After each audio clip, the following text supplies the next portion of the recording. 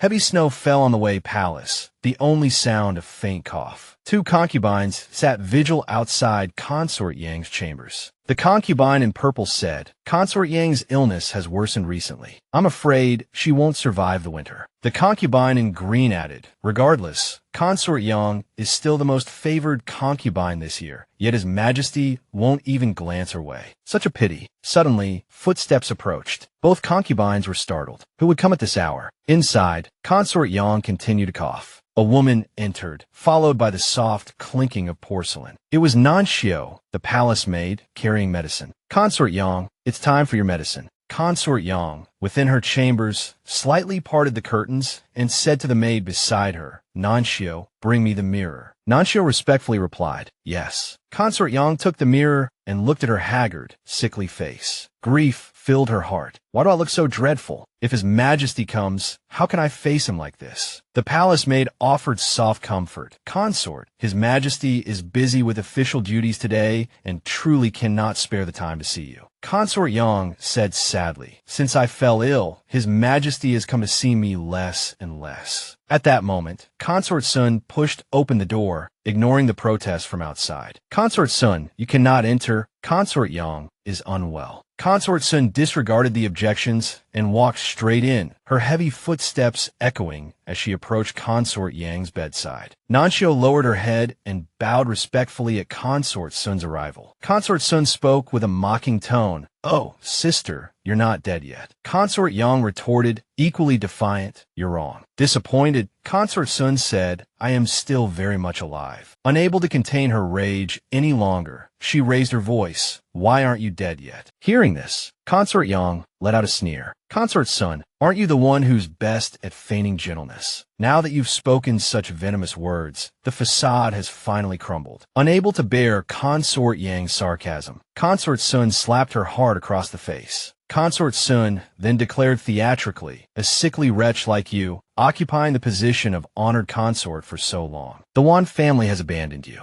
You should just die already. The position of honored consort is mine, and the Empress's position will be mine soon enough." Pain and anger surged through Consort Yang. "You," she shouted at Consort Sun, "how dare you hit me?" Before she could finish, her face contorted in pain. Clutching her chest, she struggled to breathe, yet still managed to retort, "Consort Sun, aren't you afraid His Majesty will punish you for your insolence?" Consort Sun scoffed, unfazed. "His Majesty," she sneered. 7 years, sister, and you still haven't woken up. His Majesty has never truly favored you." Lifting Consort Yang's chin, she scrutinized her face. "You've always acted so high and mighty, scheming to become Empress, bullying other concubines, meddling in court affairs. Now you're ill, and this is your retribution. Honestly, I think His Majesty would be happy to see you reduced to ashes." Consort Yang was struck dumb, murmuring, "His Majesty," letting the other woman's words echo in her mind. "Sister, do you know what caused your illness? It's the detoxifying soup His Majesty bestows upon you daily." Before Consort Sun could finish, Consort Yang grabbed her hand, interrupting, "I don't believe it. He wouldn't do this to me. We've been deeply in love since childhood. He said he loved me." Pain and shock worsened her condition, causing her to cough up blood. Cough, cough, cough. Disgusted, Consort Sun covered her face and glared coldly at Consort Yang. "If it weren't for the Wan family's power supporting you, do you think His Majesty would have married you? Did you ever consider, when you were doing all those things, that the man beside you would personally send you to your death?" Consort Yang wept. "Everything I did for His Majesty. He swore he would make me the most esteemed Empress of the Great Way. If he breaks this oath, he will be cursed by heaven." Consort Yang recalled the past. "I was the legitimate daughter of the Prime Minister, raised in luxury and splendor." Memories flooded her mind. "That year, I went out and met Huo Xiong. He won first place at the poetry contest, brimming with talent and grace. From that moment on, I admired him, concealing my identity to be near him. It took me a while to realize that Huo Xiong was actually a prince, but because he was born to a palace maid, no one cared about this forgotten seventh prince. My family wanted to marry me off to the most powerful man in the world, but Huo Xiong was different. He didn't admire me for my status. It was a one-sided love from my end. Then one day, Huo Xiong proposed to me. He said, 'If you're willing to marry me, I will fight for the throne I never cared about. Only then will I be worthy of you. If I ascend the throne one day, you will be my only empress. From now on, He Xiong blushed and replied, "Yes, I am willing to marry you, but you cannot go back on your word." And so, not long after, I married He Xiong and became the lowly wife of the seventh prince. I still remember the terrible things I did for him. I schemed, provoked the court officials, and used ruthless methods to eliminate any opposition. I did many foolish things, and I didn't care if I became known as the vicious princess. It was all a price I paid to help him ascend to the throne. This is probably my retribution, but I never imagined I would become so ill after entering the palace. At this point, she choked up. He Xiong said, "The emperor cannot have a sickly empress. I will temporarily make you a consort. When you recover, I will make you empress." But reality was too cruel. I never thought I would be sick for 7 years. 7 dark years. High-ranking officials criticized her relentlessly. She couldn't even become empress. The Wan family had such a useless daughter, making her feel utterly abandoned. Her gaze grew dimmer. He Xiong even decreed, "I have granted you the position of consort, but don't expect me to come see you." Despair made her want to close her eyes, her heart filled with disgust and betrayal. That night in the Wei Palace, someone said, "Nyang, Consort Shu has left. Don't listen to her nonsense. Take care of yourself." She sat quietly, facing the mirror, and said, "Can you believe that in just 7 years, this lowly person has become so ill, so ugly?" The consort story brought tears to the eyes of the other concubines, but she didn't care. She simply said, "Nanxio, comb my hair." She stroked her face in the mirror and made a decision. "I want to ask His Majesty a question myself." She suddenly understood. Did he marry her just to use her to seize the throne? Looking at herself now, she lamented the 20 years of affection. Was she just a disposable pawn? On the palace path, Nanxio, the palace maid, supported the consort as they reached the palace gate. "Nyang, please be careful." Even so, she kept coughing. Suddenly, a carriage passed by. She looked up, wanting to see who it was. Inside sat a gentle and beautiful young woman. She turned to Nanxio and asked, "Nanxio, who is in the carriage?" Nanxio softly replied, "Nyang, that is Miss Lao from the Puyang Marquis' residence. I heard she is about to be crowned empress." Hearing this, she was struck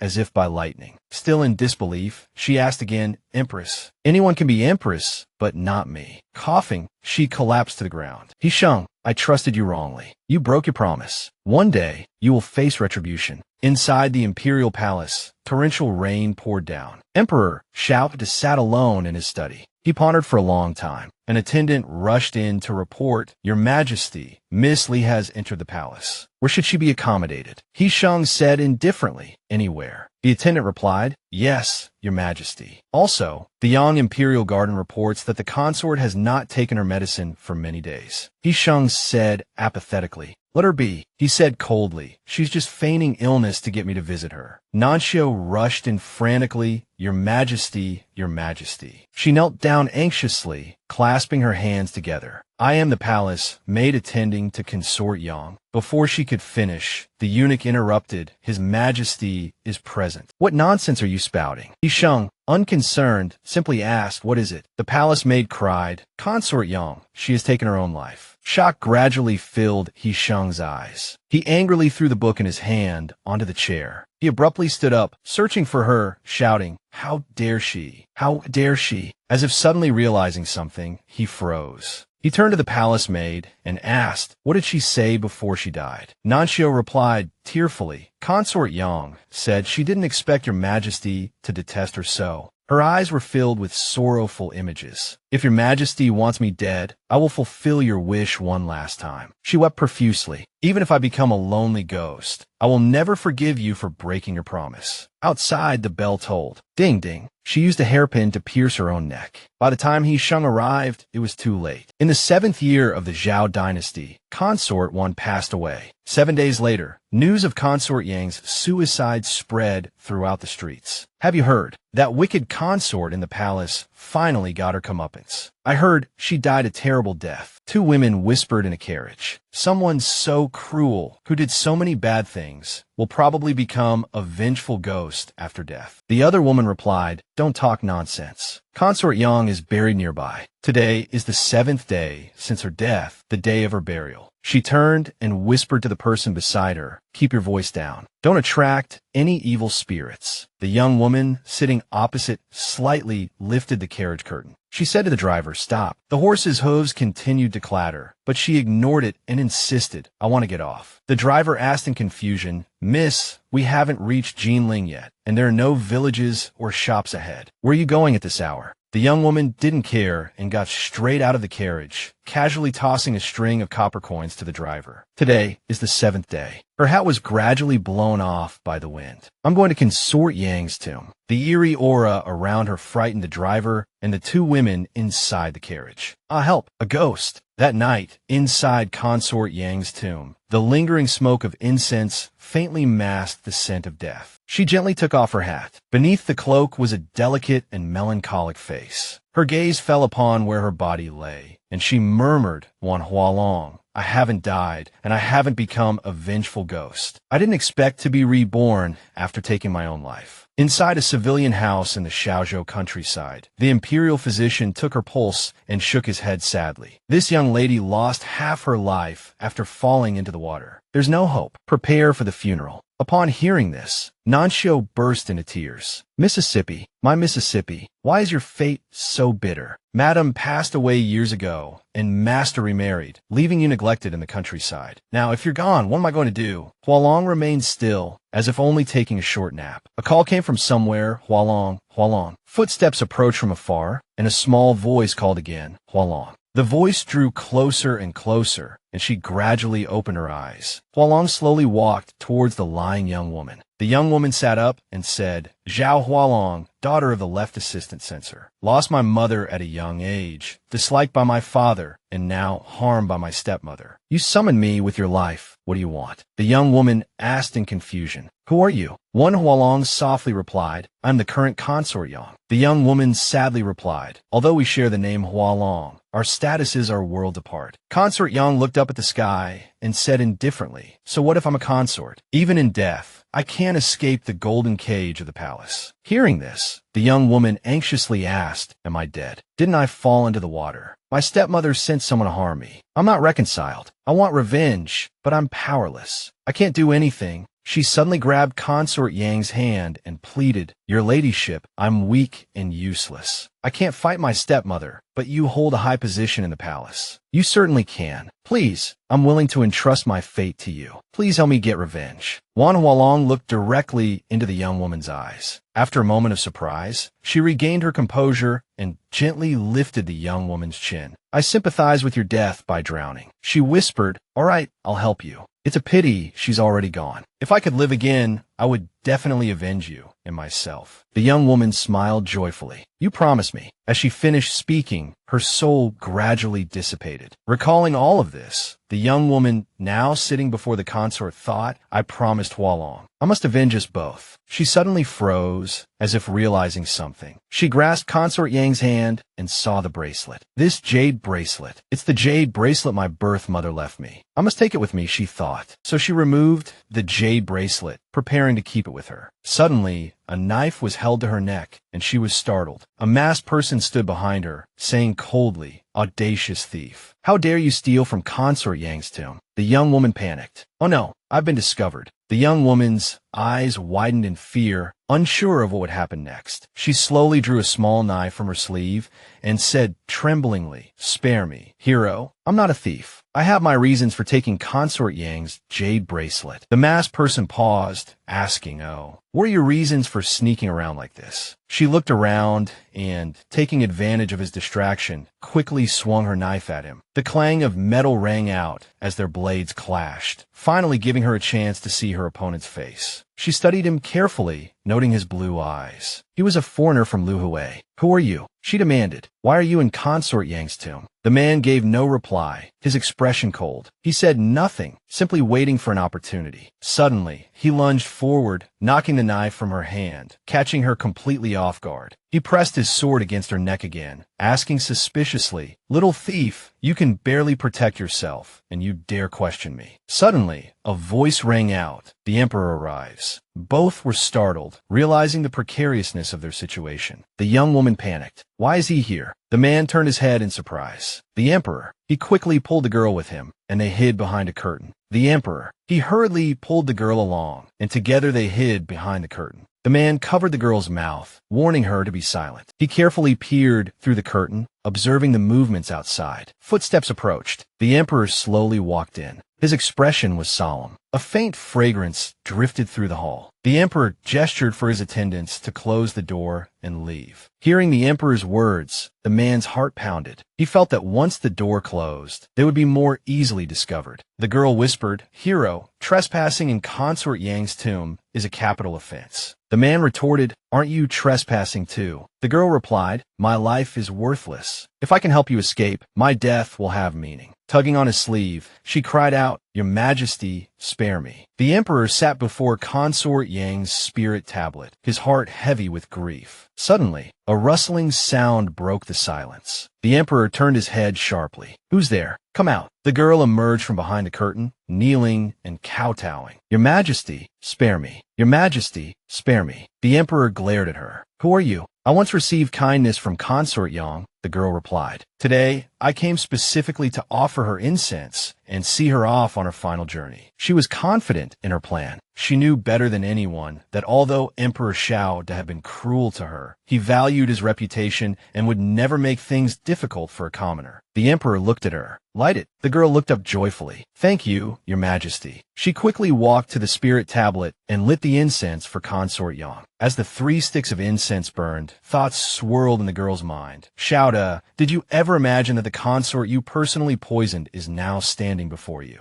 12 years of devotion, only to be met with your betrayal. You subjected me to endless torment, confined me within these palace walls. Heartless husband, father who abandoned me like a worn shoe, all who have wronged me, I, Wan Hua Long, will not let you go." She picked up the joss paper and scattered it in the air, murmuring, "After I avenge my family and Sha Huilang, I will fight to the death with you all." Having finished, the girl took her leave. The emperor dismissed her. As she opened the door, she said, "Consort Yang once said that she loved the tranquility of the moonlight, which is why Your Majesty came late at night to bid farewell to Consort Yang. Such deep affection, yet the common people are unaware. What a pity." She glanced back at the emperor. Hua Long could almost feel the burning hatred emanating from her. Then, without looking back, she left the tomb. She could still feel their gazes, the emperor and that man, clearly puzzled by her identity, both familiar and unfamiliar. She continued walking briskly forward. Suddenly, she spun around, as if making a firm decision. Clasping her hands together, she silently vowed, "From today onwards, Consort Yang is dead. Only little Hua Long remains in this world." Just then, the man caught up to her. "You little fox." He reached out, pinching Hua Long's cheek. "Who are you really?" he demanded. "Did you truly know Consort Yang?" Hua Long retorted impatiently, "Whether what I said is true or false is none of your business. I helped you, hero. You must keep your promise and let me live." The man persisted. "Hand over Consort Yang's jade bracelet." She immediately offered him the bracelet. "Hero, I swear, I didn't take this bracelet out of greed." He snatched the bracelet, shoved her aside, and said coldly, "Get lost." But she persisted. "That jade bracelet is really important." The man from Luhue glanced at the jade bracelet and said coldly, "You haven't left yet. Don't blame me for changing my mind." Hua Long thought, fine, staying alive is most important. So she turned to leave, saying, "Thank you for sparing my life. Perhaps we will meet again someday." He watched her walk away. The man from Luhue looked around and shouted, "Baojiu." The masked person appeared and knelt. The man ordered, "Follow her. Find out everything about her." Just then, a young woman carrying a bundle, it was Taohua, called out Mississippi. She ran over, took Zhao Hualong's hand, and said anxiously, "Miss, you finally came. I've been waiting for so long, afraid I'd waited in the wrong place and never see you again." Zhao Hualong smiled. "You're the best. If it weren't for your help, I wouldn't have been able to fake my death and escape from that estate." Taohua quickly wrapped a scarf around Zhao Hualong. "Miss, we need to hurry back. Those servants actually wanted to harm you."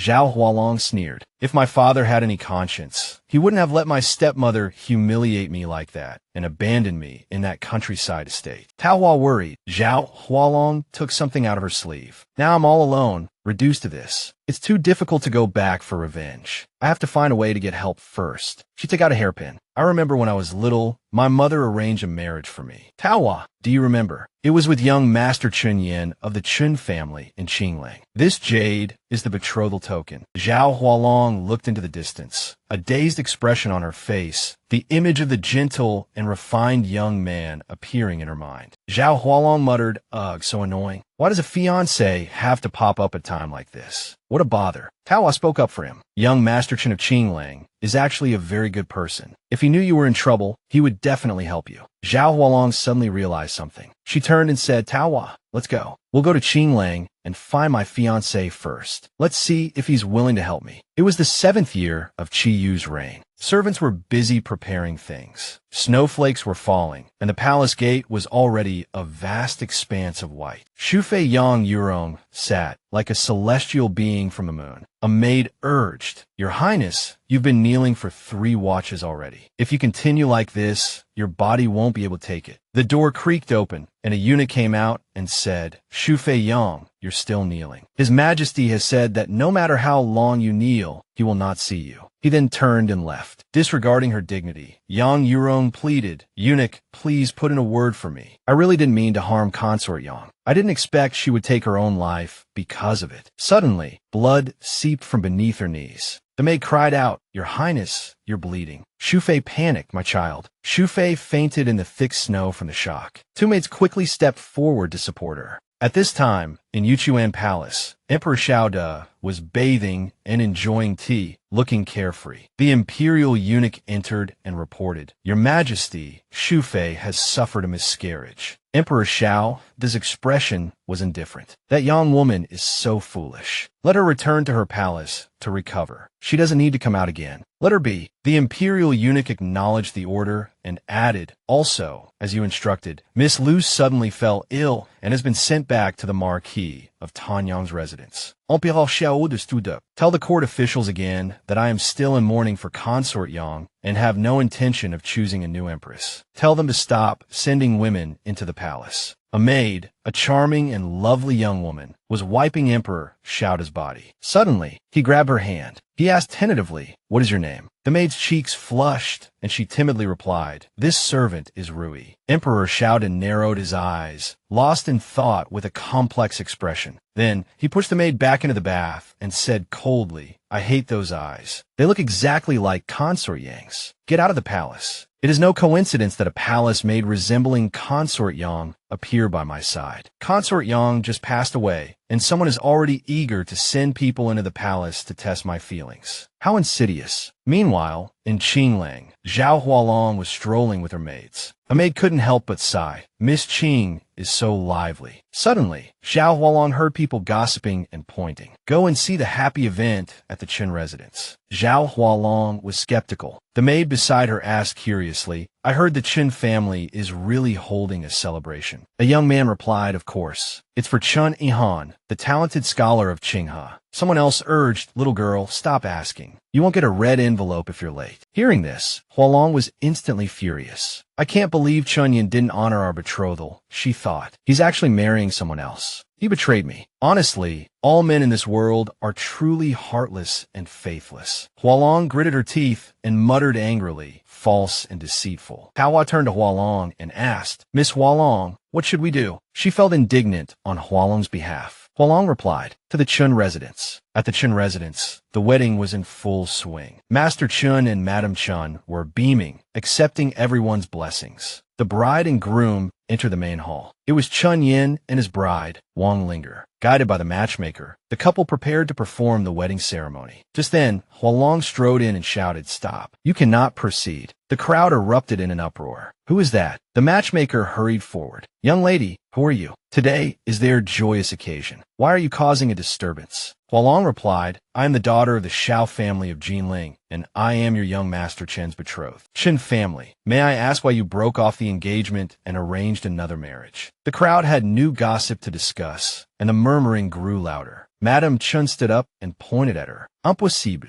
Miss Xiao's stepmother clearly told me that Miss Xiao had already passed away from serious illness. You impostor from who knows where dare to impersonate her and deceive the Chen family. Someone throw this impostor out." Hualong retorted angrily. "Madame Chun says Miss Xiao is dead, but have you seen her body? Have you held a funeral for her? Have you burned incense for her?" "Madame Chen está married." "No, I indeed haven't personally witnessed Miss Xiao's death. But what proof do you have that you are Miss Xiao?" Hualong looked at Chun Yin and asked, "Young Master Chun, when you broke off our engagement to marry another, did you return the betrothal gift?" Chun Yin stammered, "I was very saddened to hear of Miss Zhao's passing. My mother said the betrothal gift had been properly taken care of. I don't know the details." Master Chun was completely confused. He turned to his wife and asked, "What are you talking about? Was the betrothal gift returned?" Madam Chun said awkwardly, "Today is Yinner's wedding. I don't want to talk about breaking off engagements." Her expression seemed to hide a secret she didn't want to reveal. Hualong said angrily, "Madam Chun doesn't want to talk, so I will." Pointing at Chun Yan's bride, she continued, "My mother arranged the betrothal with the Chun family and gave the betrothal jade pendant to Chun Yan. Now, that pendant is hanging on the bride's waist." Wang Linger looked bewildered and stammered, "How could this be? This jade pendant was clearly given to me by the Chun family." Hualong politely requested, "Miss Wang, may I take a look at that jade pendant? Is there a character Long engraved on the back?" Wang Linger anxiously removed the lotus-shaped jade clasp to examine it. Sure enough, in the center of the pale pink lotus jade pendant, the character Long was faintly engraved. Hualong said confidently, "That's right. Madam Chun said at the time that this jade pendant was specially made for me, praising my meticulous nature." Tears welled up in Wang Linger's eyes. How did you know?" she asked incredulously. Hualong calmly took her own betrothal jade pendant from her sleeve. "This jade pendant is carved from Dusk Mountain purple jade. It's one of a pair, part of the dowry my mother prepared for my betrothal." She held up the pendant for everyone to see clearly, especially Wang Linger. "Long is my courtesy name. The other pendant, engraved with yin, is still in my possession." Wang Linger covered her mouth with her fan, speechless. Hualong's gaze fixed on Madam Chun. "Madam Chun, how do you explain this?" Madam Chun was incoherent, her eyes darting around. This victory had completely swung to Miss Zhao's side. She raised her voice, "I will go to the magistrate and find out what the penalty is for privately possessing another person's betrothal gift." The guests murmured amongst themselves. Heavens, to privately keep someone else's betrothal gift and not return it. Madam Chun is truly shameless. Poor Miss Zhao.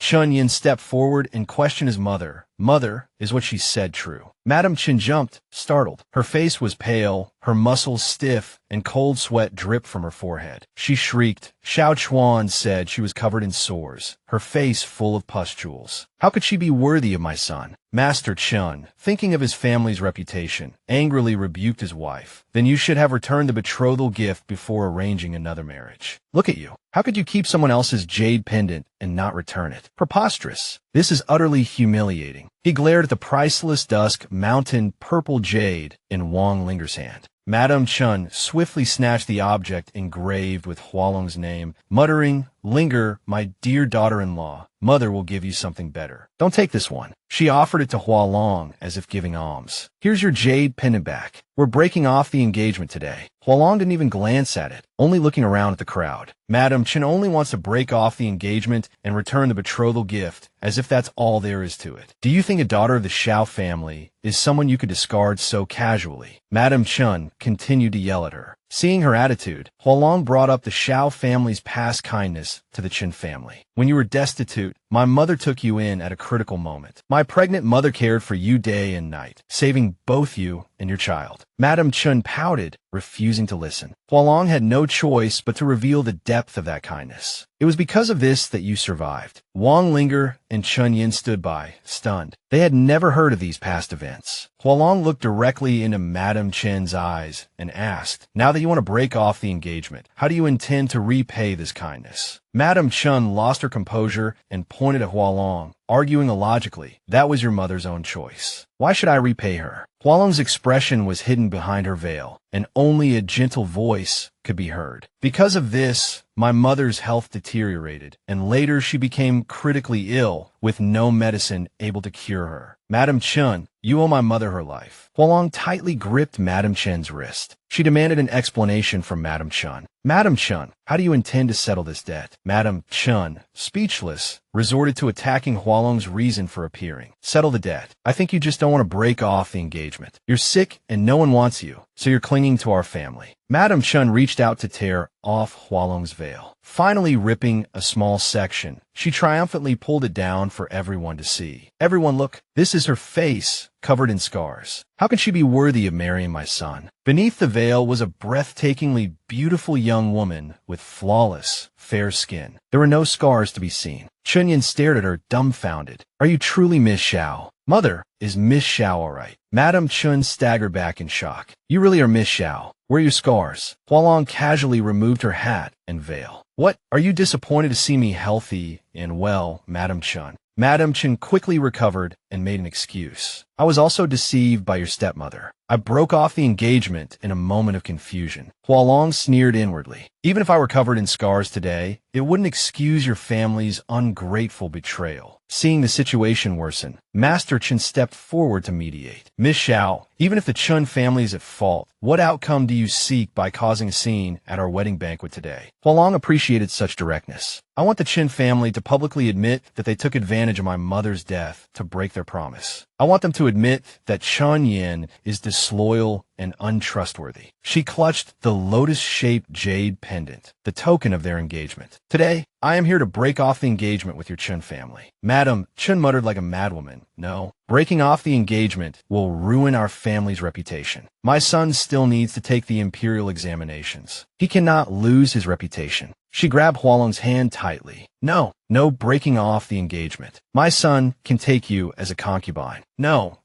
How about as a Pingqi equal wife? Wang Linger screamed tearfully. No, this is humiliating. You're making a laughingstock of me. Disgusted, Hua Long deliberately pushed Madame Chun away. Madame Chun fell to the ground and looked up at Hua Long. Hua Long sneered, Madame Chun, have you gone mad? Hua Long's heart was filled with contempt, but her expression remained calm. Do you expect me to repay evil with kindness? Madame Chun turned her head away from Hua Long's gaze. Master Chun ordered the servants, quickly, help Madame out. Don't let her make a further scene here. The maids bowed their heads and replied, yes, master. He then spoke to Hua Long in a low voice. Miss Xiao, publicly airing this matter will damage our reputation. I'm willing to compensate you with money. How much do you want? Young Master Fei leaned against the doorway, having witnessed everything. He let out a cold laugh. Master Chen turned and asked in confusion, Young Master Fei, what are you laughing at? Young Master Fei smiled meaningfully, his tone full of sarcasm. A human life, a marriage contract, and you think you can settle it with money. I laugh at your hypocrisy. You want to trick Miss Xiao into accepting money, then turn around and accuse her of extortion. The guests murmured amongst themselves. This Miss Xiao clearly has principles. She just wants an apology. Why would she be greedy for money? Hua Long had already seen through Master Chen's intentions. Do you take me for a beggar, thinking you can dismiss me with money? She suddenly lowered her head and chuckled softly. Thank you, young Master Fei, and everyone else, for speaking up for me. However, she turned her jade-like eyes towards young Master Fei. If Master Chun is willing to compensate, why wouldn't I accept? His expression immediately changed, feeling as though his good intentions had gone down the drain. I wanted to help you, but I didn't expect you to be a woman who only cares about money. Hua Long had to defend herself, only care about money. Haha, young master, you misunderstand. The Chin family wronged me first. Why should I silently endure everything and pretend to be perfect? Young Master Fei treated her words like a passing breeze, completely unconcerned. He had no obligation to interfere in these fleeting matters and decisively turned to leave. TSK, forget it. I shouldn't have meddled. At this moment, Master Chun was probably the happiest person. As long as Miss Xiao was willing to settle with money, everything was negotiable. He cursed his daughter inwardly. Humph, making such a fuss, isn't it just for money? Finally, a cunning smile played on Hua Long's lips, more enigmatic than anyone else's, her eyes full of calculation. I'm afraid I'll have to disappoint Master Chun. I've accepted the money, but that's not what I truly want. Master Chun suddenly became aggressive. Miss Xiao, how can you go back on your word? He acted extremely dramatically. Hua Long chuckled in response. Going back on my word, being untrustworthy, isn't that exactly what I learned from the Chin family? He was completely enraged, his attitude doing a complete 180. What do you want? Hua Long lowered her voice, utterly serious. Justice. I only want justice. Chun Yin and Linger stood to the side, nervously watching the situation unfold. Chun Yin suddenly looked at the beloved woman beside him. Wang Linger was dressed in her finest today, beautiful and moving. This should have been her happiest day, but tears flowed uncontrollably. He clenched his fists, his heart twisting in pain. His bride was crying, and he was powerless. Chun Yin finally stepped forward,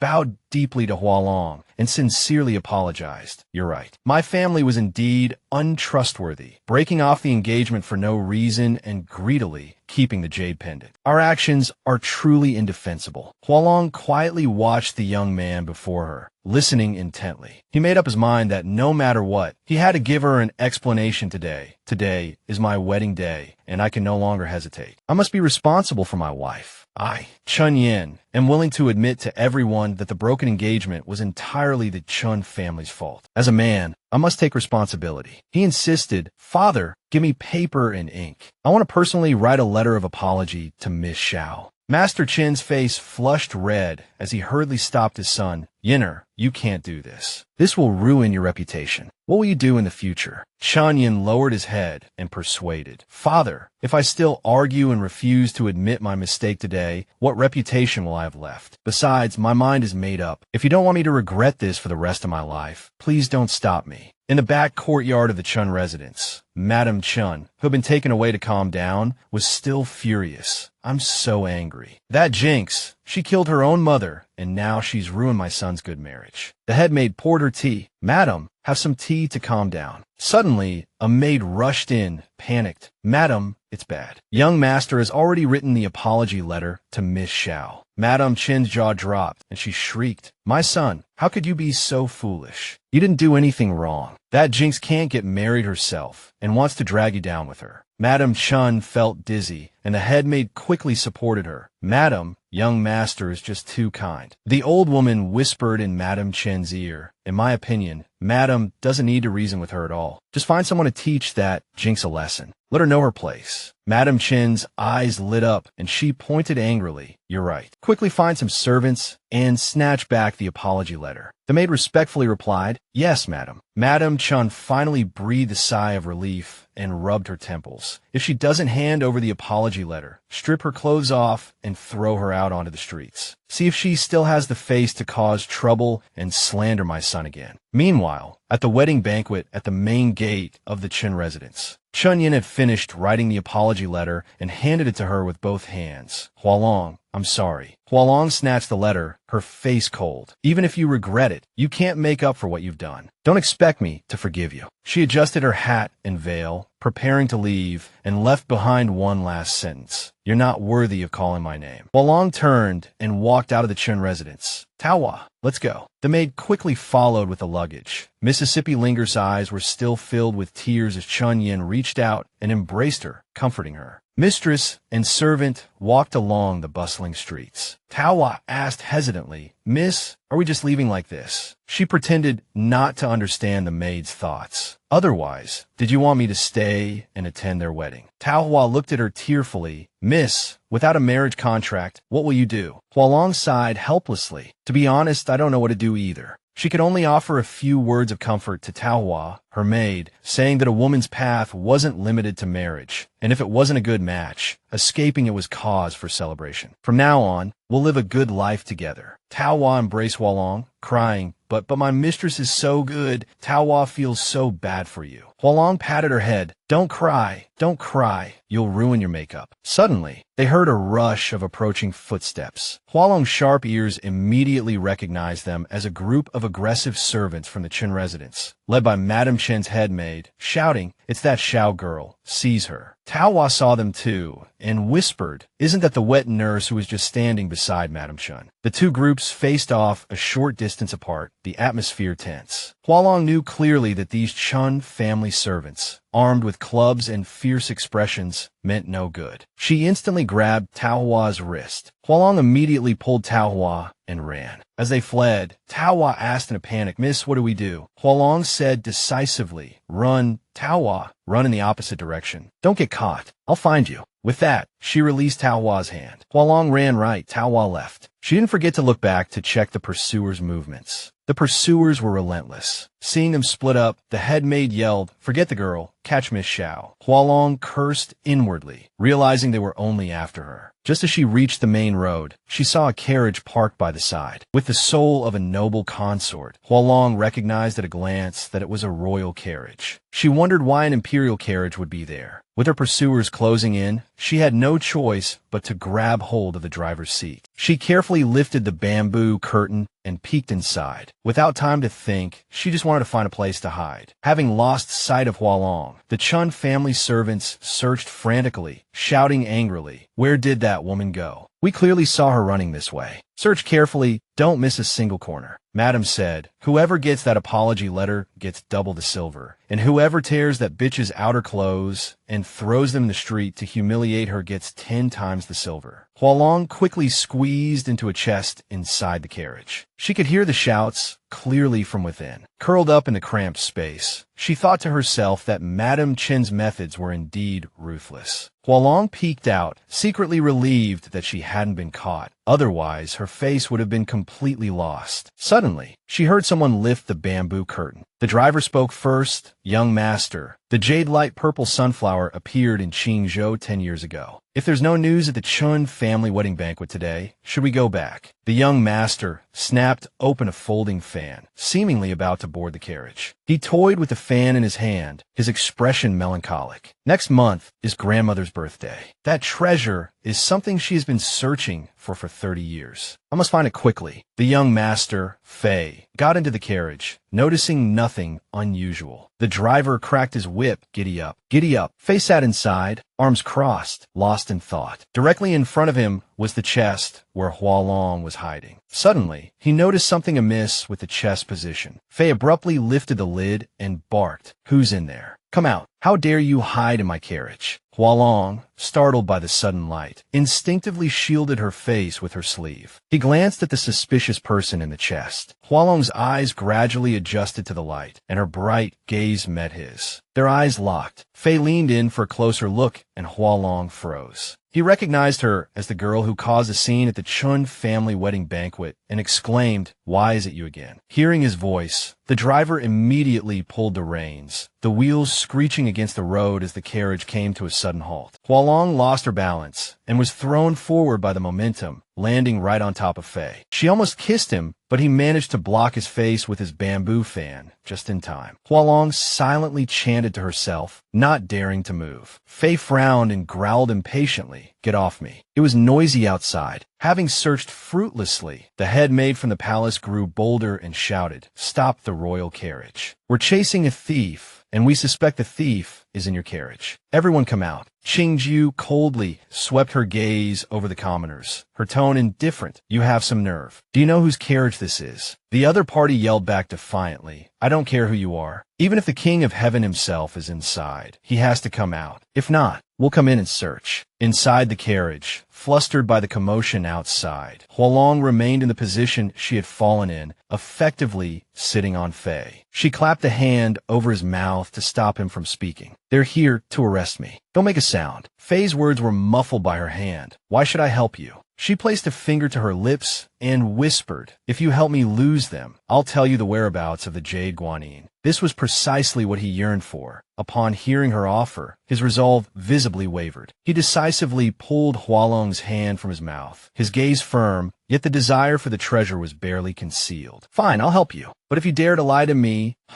you'll regret it." Madame Chen's head maid was still shouting outside, "Move aside. If you don't let us search, are you trying to harbor a thief? Seize them all." Suddenly, a carved bamboo fan flew in like a boomerang. The fan whizzed past the faces of the servants, followed by a male voice shouting, "Catch." The fan circled in front of the carriage and was caught effortlessly by a mysterious hand. It was Fei, the owner of the carriage. He glanced sideways at the impudent servants, one of whom immediately recognized his identity. They murmured amongst themselves, Isn't this the honored guest Master Chen invited today?" Fei scoffed in a tone almost identical to Madame Chen's head maid. "Even if the King of Heaven were here, he'd still have to make way. Qingzhou, go." Hearing his master's command, the driver immediately responded, "Yes." He drew his sword, blocking the servants who tried to barge in and search. After dealing with those lads and putting them in their place, the carriage continued to clatter away. Inside the carriage, the two sat facing each other. Hua Long lifted the bamboo curtain, confirming that they had left the Chun family far behind. Fei sat cross-legged, waiting for her to fulfill her promise. Looking towards the Chun residence, Hua Long murmured, "The Chun family is still a threat. We need to leave quickly." But she didn't forget to express her gratitude. "Thank you for saving me, Fei." So he was the rumored playboy of the Bai family, the foremost imperial merchant. The rumors were indeed true. However, he paid no attention to her politeness, focused only on their previous agreement. "Stop pretending. I helped you on one condition. Tell me, where is the Jade Guanyin?" Hua Long said calmly, "Fei, you'll be disappointed. The Guanyin statue is already destroyed. There's no use looking for it anymore." Fei was not surprised at all and snorted coldly. "Humph. I shouldn't have believed a woman like you who is so used to lying. You just wanted to escape. Qingju, throw her out at the Chun residence gates." Seeing his disbelief, Hua Long could only explain, "Fei, please listen to me. 30 years ago, the Bai family brought back a gemstone from the western regions and carved it into a Jade Guanyin. The statue was 4 feet tall and dazzling. Her gaze was clear and honest. The most unique feature was that the upper half of the Guanyin statue emitted a breathtaking crimson light, just like a compassionate bodhisattva delivering sentient beings, standing amidst a myriad of rays, looking down upon all living things. Fei's expression remained unchanged, but his heart was slightly shaken. What she described matched exactly the information he had gathered. Still half believing, he pressed, "Then tell me, how was the Jade Guanyin destroyed?" This question touched a painful memory for Hua Long, filling her with grief. It was a nightmare from her past life. After Huo Xiong ascended the throne, he delayed, making her his empress. The Wan family, to appease the emperor and consolidate their position, offered the Jade Guanyin as a gift. Who knew that the vase in the statue's hand held a secret? It was discovered to be filled with poison.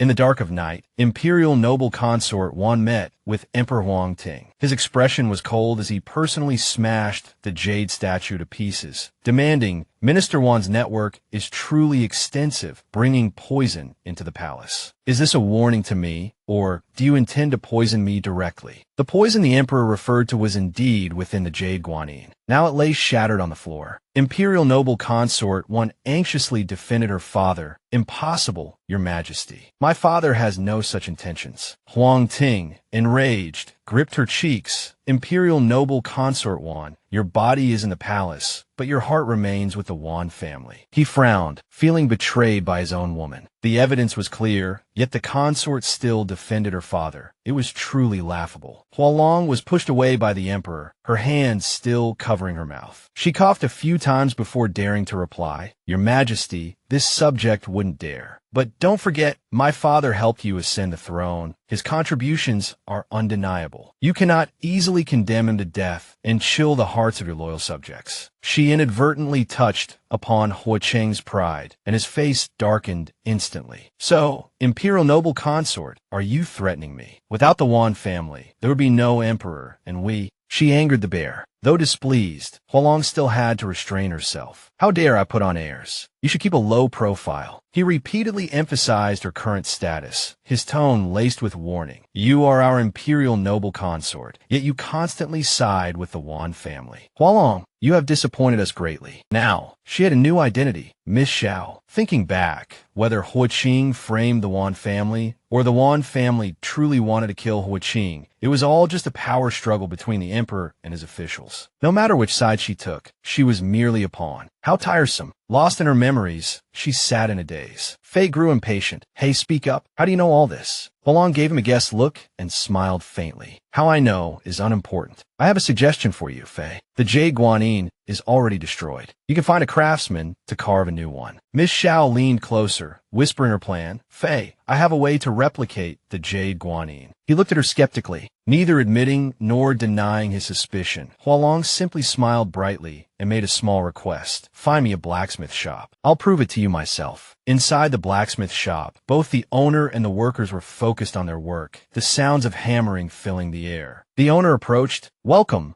honor guests. What can I do for you? Qingju stepped forward, stating their purpose. Shopkeeper, our master would like to borrow your workshop. The workers, noticing their fine attire, their eyes lit up. Of course, please come in. The furnace roared, flames dancing within. Fei glanced at Miss Xiao. I'd like to see what tricks you're playing. She skillfully retrieved a precious object from her sleeve. Fei, what do you think of this piece of Mu Jinyu? As she spoke, she held up the jade pendant, the same rosy hue as the Chun family's betrothal token. He glanced at it, seeing only an ordinary piece of jade. Not bad. Hua Long smiled, ready to demonstrate her skill. Then watched closely. Miss Xiao waved her hand, tossing the jade pendant directly into the roaring flames. The blacksmith, sweating profusely, rushed over. Hey, miss, how can you so casually destroy such precious jade? She clapped her hands, saying indifferently, this jade is engraved with the name of a heartless man. What's there to regret? Changing the subject, Fei chimed in, seeing you so unfazed, so carefree after your engagement was broken off. Besides, young Master Chen wasn't surprised either. He was rather magnanimous. Hua Long thought to herself, the truth is, I never liked that Chen boy, of course I'm not sad. But now she had to play the role of the jilted fiancé, so she made an excuse. Only a fool would cry and want to die over a broken engagement. As for me, I live for revenge. That's my proud life goal. After a while, Miss Xiao skillfully used tongs to retrieve the jade from the fire. As soon as it was out of the furnace, she plunged it into ordinary water. The jade and tongs sizzled from the sudden temperature change, bubbles rising to the surface. Once the tongs were no longer red hot, Hua Long held up the jade piece, showing the finished product to Fei. Now, only the central lotus petal remained. Look, Fei, if you can't find red jade, you can also melt other jade with intense heat to create a similar pink color. He stared intently at the jade pendant, his eyes filled with equal parts surprise and delight. So ordinary pink jade can turn into such a vibrant red when heated. Hua Long smiled faintly, having already devised a solution for him. Now all you need is a skilled craftsman to carve this jade into a guanyin statue. Fei closed his eyes, seemingly in agreement, praising, interesting. She quickly removed her specially made apron, feeling she had completed her task admirably. I've repaid your kindness in saving my life, Fei. May I leave now? He suddenly snapped open his folding fan. Then, he used the fan to block her path. Someone as skilled as you, I wouldn't let you leave so easily. No, you can't go. Hua Long looked at him with displeasure, her face full of confusion. The more she thought about it, the more confused she became. What was Fei trying to do? Why was he stopping her like this? Hearing her question, he teased, how could a young girl like you understand these things? Hua Long's eyes darkened at his words, a hint of sadness in her voice. My deceased mother taught me. The story begins many years ago. Hua Long's mother, Bai Guiting, was the most famous courtesan in Qingzhou and the heir to the Bai family's silver shop. That woman was Bai Yiding.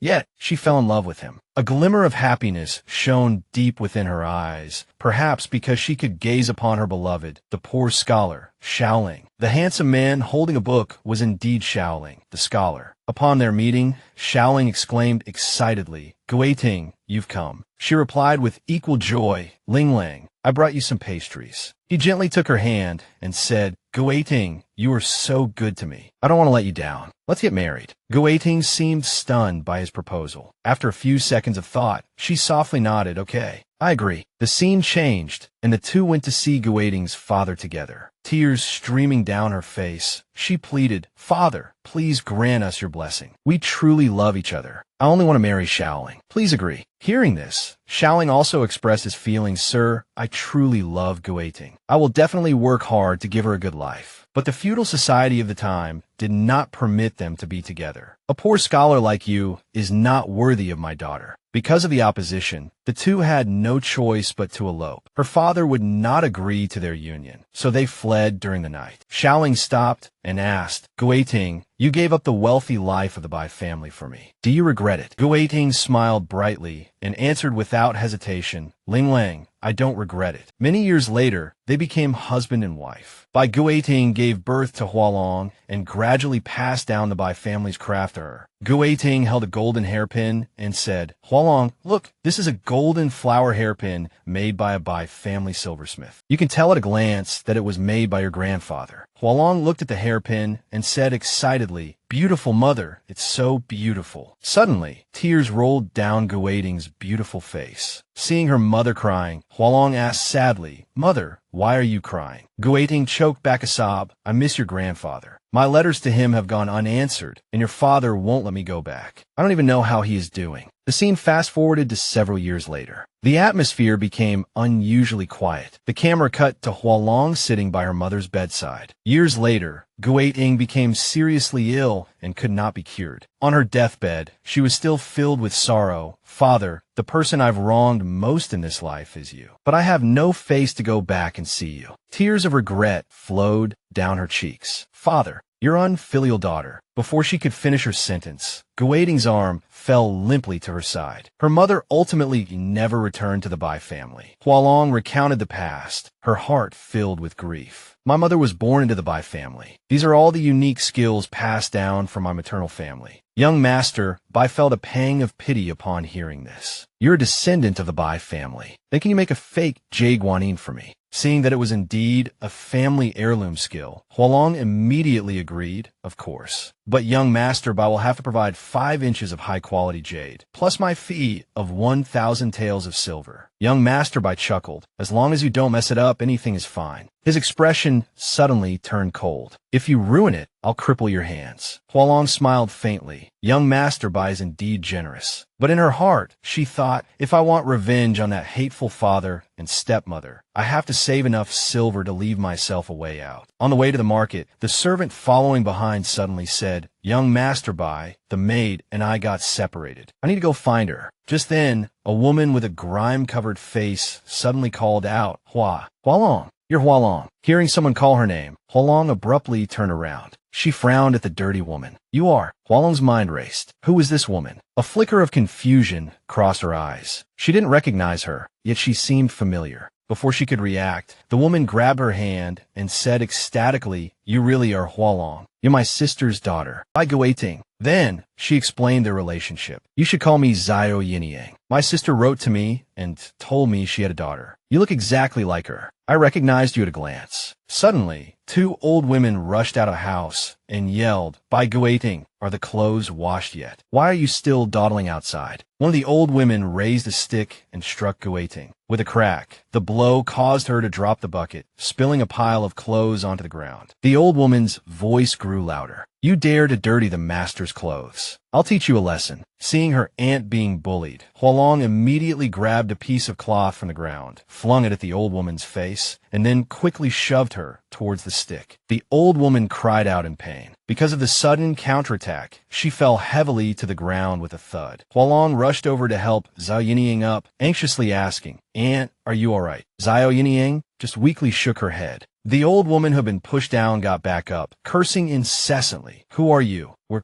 disciplining our own servant. What business is it of yours?" Xiao Yinyang couldn't bear the injustice any longer and spoke up, "You're talking nonsense. I'm not your servant. I'm just working to earn money. I haven't sold myself to you as a slave." The old woman continued to argue illogically, "You owe money and haven't repaid it. Is that right? If you don't repay the money, we can scold and beat you as we please." Hua Long, listening from the side, felt her anger rising and retorted, "How much money does she owe you? I'll pay it." She had just felt very imposing when she suddenly realized, oh no, her pouch was still with Taohua. Thinking quickly, she turned to young Master Bai and said coquettishly, "Young Master Bai, could I have an advance on my wages?" He was stunned by her words, and Hua Long continued to look at him expectantly. Young Master Bai was moved by her. Although he still wanted to maintain a calm demeanor, he reached into his pocket and coughed. Hua Long obediently handed him a hairpin. "This is for you. I won't run away." Seeing this, he stood silently to the side. After a long while, he finally spoke, "Qingju, give her the money." Hua Long immediately began to praise him. "Young Master Bai, you're truly a good person, so righteous." Hua Long suddenly looked at her aunt sitting to the side.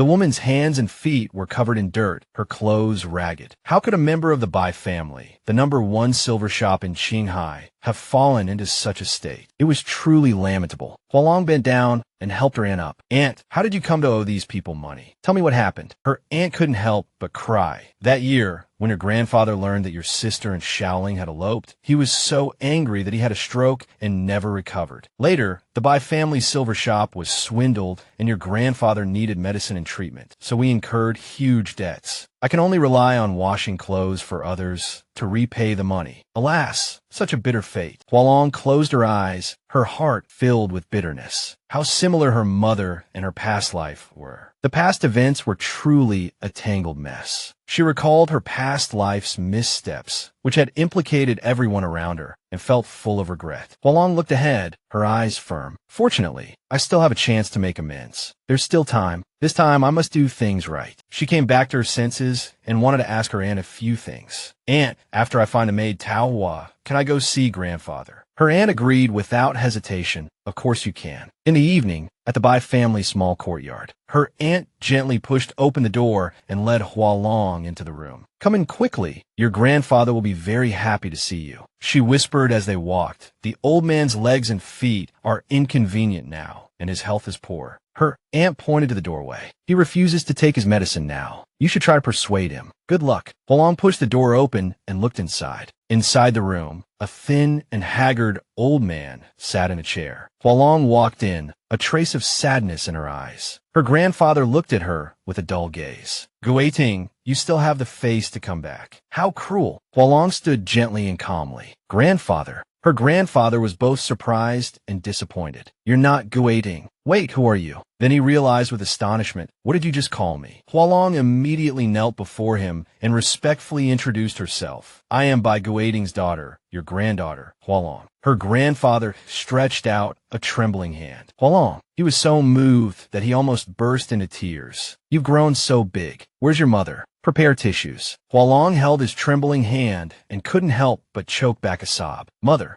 passed away 5 years ago." Her words stunned her grandfather. He then closed his eyes, silently accepting the fact. Hua Long tightly held her grandfather's hand. "Before mother passed away, she said that grandfather never replied to her letters and might never forgive her. She felt very guilty for failing to live up to your upbringing. If there's a next life, she wishes to be a magpie perched on your roof." Outside, several magpies were perched under the eaves, bringing him good news of spring, autumn, winter, and summer. She recalled the past, when she and her mother stood side by side, admiring the scenery, both looking up at the magpies flying freely in the sky. Her mother looked at the birds with a sorrowful expression. "Hua Long, if only I could fly like a bird, I could go see your grandfather." Heartbreaking. Back in the present, her grandfather suddenly flew into a rage. "Useless. How can a daughter of the Bai family be a magpie?" Hua Long continued to explain to her great-grandfather. Mother knew she was wrong, and she regretted it. But her attitude changed the year after she died. Father married a pregnant woman. They must have been together long before. So I suspect there's more to mother's death. Hua Long still held her great-grandfather's hand. This was no accident. Her great-grandfather was shocked and moved, tears welling up in his eyes. He finally broke down, sobbing loudly. "Guiting, my daughter, I never received any letters from you. Xiaoling is not a good man. I wouldn't have let you marry him." Hua Long looked at her great-grandfather resolutely, thinking that her mother meant no harm. She was just too kind and didn't deserve such an unclear death. "Grandfather, don't worry. I will find out the truth." She vowed silently. "I will take back everything Hua Long lost." Her great-grandfather lowered his head, deeply moved. Good. This is my Bai family granddaughter." Hua Long glanced at the doorway and saw Zhao Yinyang, equally moved. She was determined to take everything back. "Aunt, please tell me in detail how the Bai family silver shop was cheated out of our hands back then." Zhao Yinyang recalled calmly and slowly. "That year, your grandfather had a stroke. We were busy treating him and neglected the business, missing a shipment. We wanted to compensate, but it turned out that the deal was a trap set by the Yingshan silver shop. They demanded 10 times the compensation."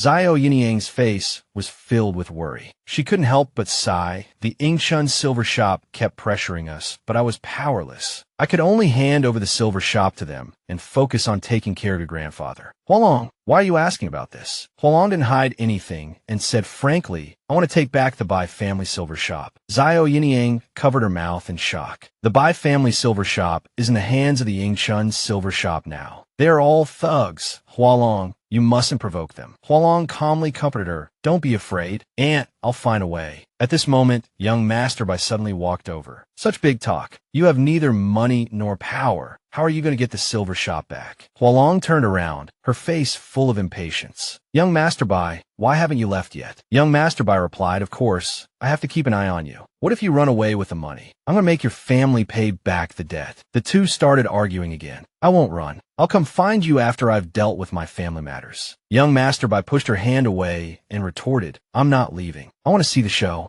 At this time, a servant was carefully wiping a chair, and young Master Bai plopped down on it. He sat there, fanning himself with his fan. You think I'll leave just because you tell me to? I won't. Hua Long walked over and grabbed the chair tightly. You just want to watch the drama unfold. Young Master Bai retorted, I haven't seen enough of your good show yet. The chair suddenly tilted to one side, and young Master Bai lost his balance and fell backward. He landed on his backside with a thud. The servant anxiously asked, Young Master, are you all right? Young Master Bai pretended to be nonchalant, frowning and saying, don't come over here. It's all her fault. Make her help me up or pay back the money immediately. Hua Long then reached out her hand. Young Master Bai. She carefully helped him up. Be careful. Unexpectedly, young Master Bai suddenly grabbed her hand and pulled, causing her to stumble. Hua Long immediately wanted to hit him. Young Master Bai said triumphantly, I always get my revenge. Hua Long jumped up, her face livid with anger. You. The two immediately started fighting, leaving the two servants stunned. Mississippi. A knock came from the door. Is anyone home? Xiao Yinyang hurried to open the door. Coming.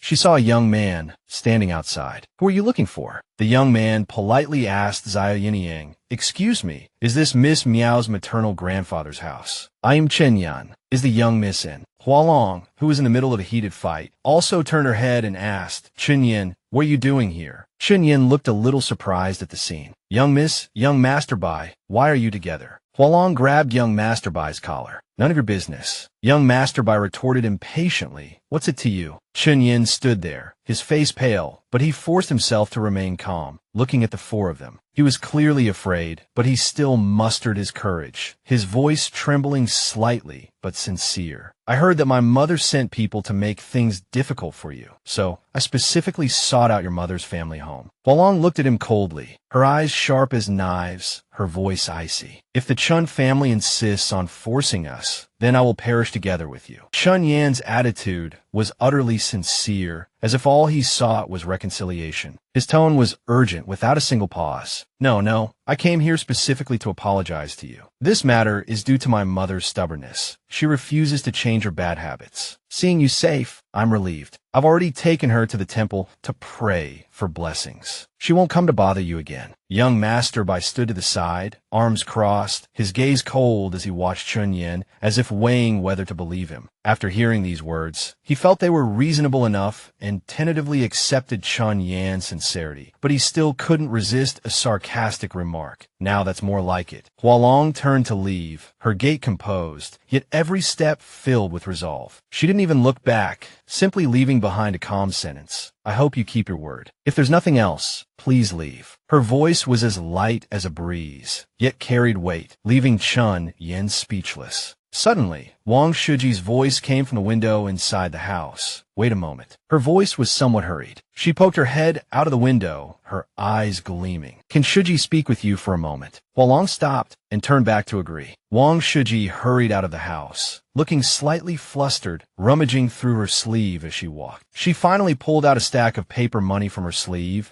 and solemnly handed it to Hua Long, saying earnestly, Young miss, this is compensation for my husband and me. It's not much. I hope you won't mind. Hua Long glanced at her, a flicker of surprise in her eyes. She hadn't expected Wang Shiji to do this. She immediately raised her hand in refusal, her tone firm. I made myself very clear at the Chen residence today. I don't need money. If Wang Shiji thinks she can silence me with money, then give up that idea. Please go back. Wang Shiji still tried to maintain her composure, her tone urgent, as if she wanted to explain. No, that's not what I meant. I just hope young miss can let go of this soon. Hualong's eyes sharpened. Are you helping Chunyan? Aren't you worried about what's happening between him and me? Wang Shiji continued to offer the stack of money, her gaze firm. At first, I was indeed very angry, but then Yin wrote an apology letter, and I want to face this difficulty with him. Hualong fell silent, raising a hand to her cheek, a thoughtful look in her eyes. Finally, she accepted the money. Then I'll also give Wang Shiji a gift. She pulled a letter from her sleeve and handed it to Wang Shiji. She spoke clearly. This is Chunyan's apology letter to you. If your life is good, burn it. If your life is not good, this letter is your weapon against the Chun family. Wang Shiji stared in shock at Hualong's actions. She quickly pushed the letter back, not daring to accept it, her tone full of confusion. This apology letter was hard one. You're just giving it to me. Hualong grabbed Wang Shiji's hand, her movement decisive, leaving no time for a reaction, and forced the money back into Wang Shiji's hand. Her tone was gentle, yet every word carried weight. We have no grievance against each other. Besides, if this apology letter were posted publicly, the Chun family would lose face. Wouldn't I also lose face? Wang Shiji finally accepted it, looking at Hualong gratefully. Thank you. Wang Shiji lowered her head, speaking sincerely. Thank you, young miss. With that, Chunyan led Wang Shiji away. At this moment, no one noticed young Master Bai, who had at some point perched himself on the roof. He lay lazily on the ridge. Having witnessed the entire conversation, his posture relaxed, as if watching a good play. Only after the two had left did he speak, his tone full of sarcasm. Pretending to be a good person and still taking the money, impressive. Hualong glanced back at him, her tone openly provocative. Does young Master Bai enjoy eavesdropping? She then casually tucked the stack of money from Wang Shiji into her sleeve. Hualong placed her hands on her hips, tilting her chin up slightly, her tone laced with amusement. Who doesn't like money? Besides, I'm not a bodhisattva,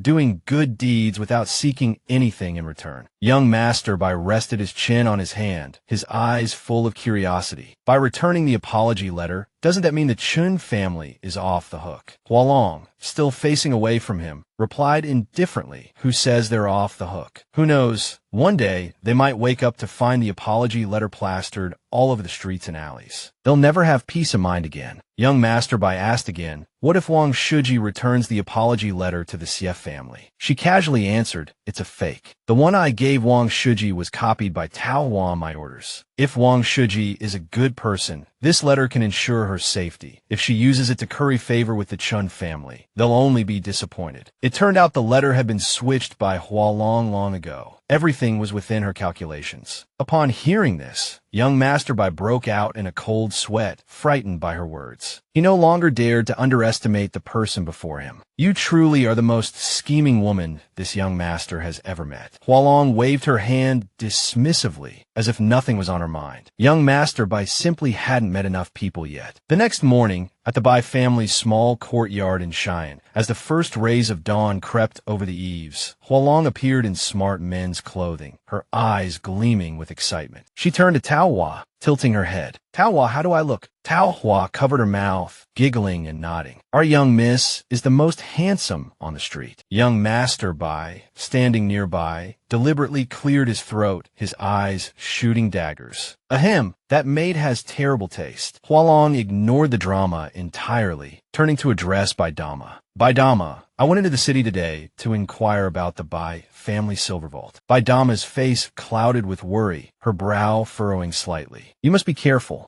Hualong grinned confidently. That's why I brought young Master Bai and Qingju along. With them, I'll be fine. Qingju nodded in agreement, her eyes full of support. Young Master Bai puffed out his chest proudly. With this young master's martial arts skills, who would dare cause trouble? He paused abruptly, his tone turning sour. Wait, why does it sound like I'm her bodyguard? Young Master Bai could only glare at Hualong's back as she strode away. The three of them strolled leisurely through the bustling market, sunlight dancing on the colorful stalls. Young Master Bai walked at the front, his eyes lighting up at every new trinket he saw. This young master wants them all. Behind him, Hualong's face darkened with growing anger. The pile of young Master Bai's purchases, all thrust into her arms, grew higher and higher. She was on the verge of exploding. How much more are you going to buy? Honestly, he folded his arms, a smug grin on his face, his eyes teasing. Aren't you supposed to be my servant today? Then follow me obediently. He picked up a small grasshopper woven from bamboo leaves. He held the grasshopper high, excitedly presenting it to Hua Long. I didn't expect to find so many interesting things at the commoner's market. Hua Long stared at the grasshopper, recoiling with a shriek.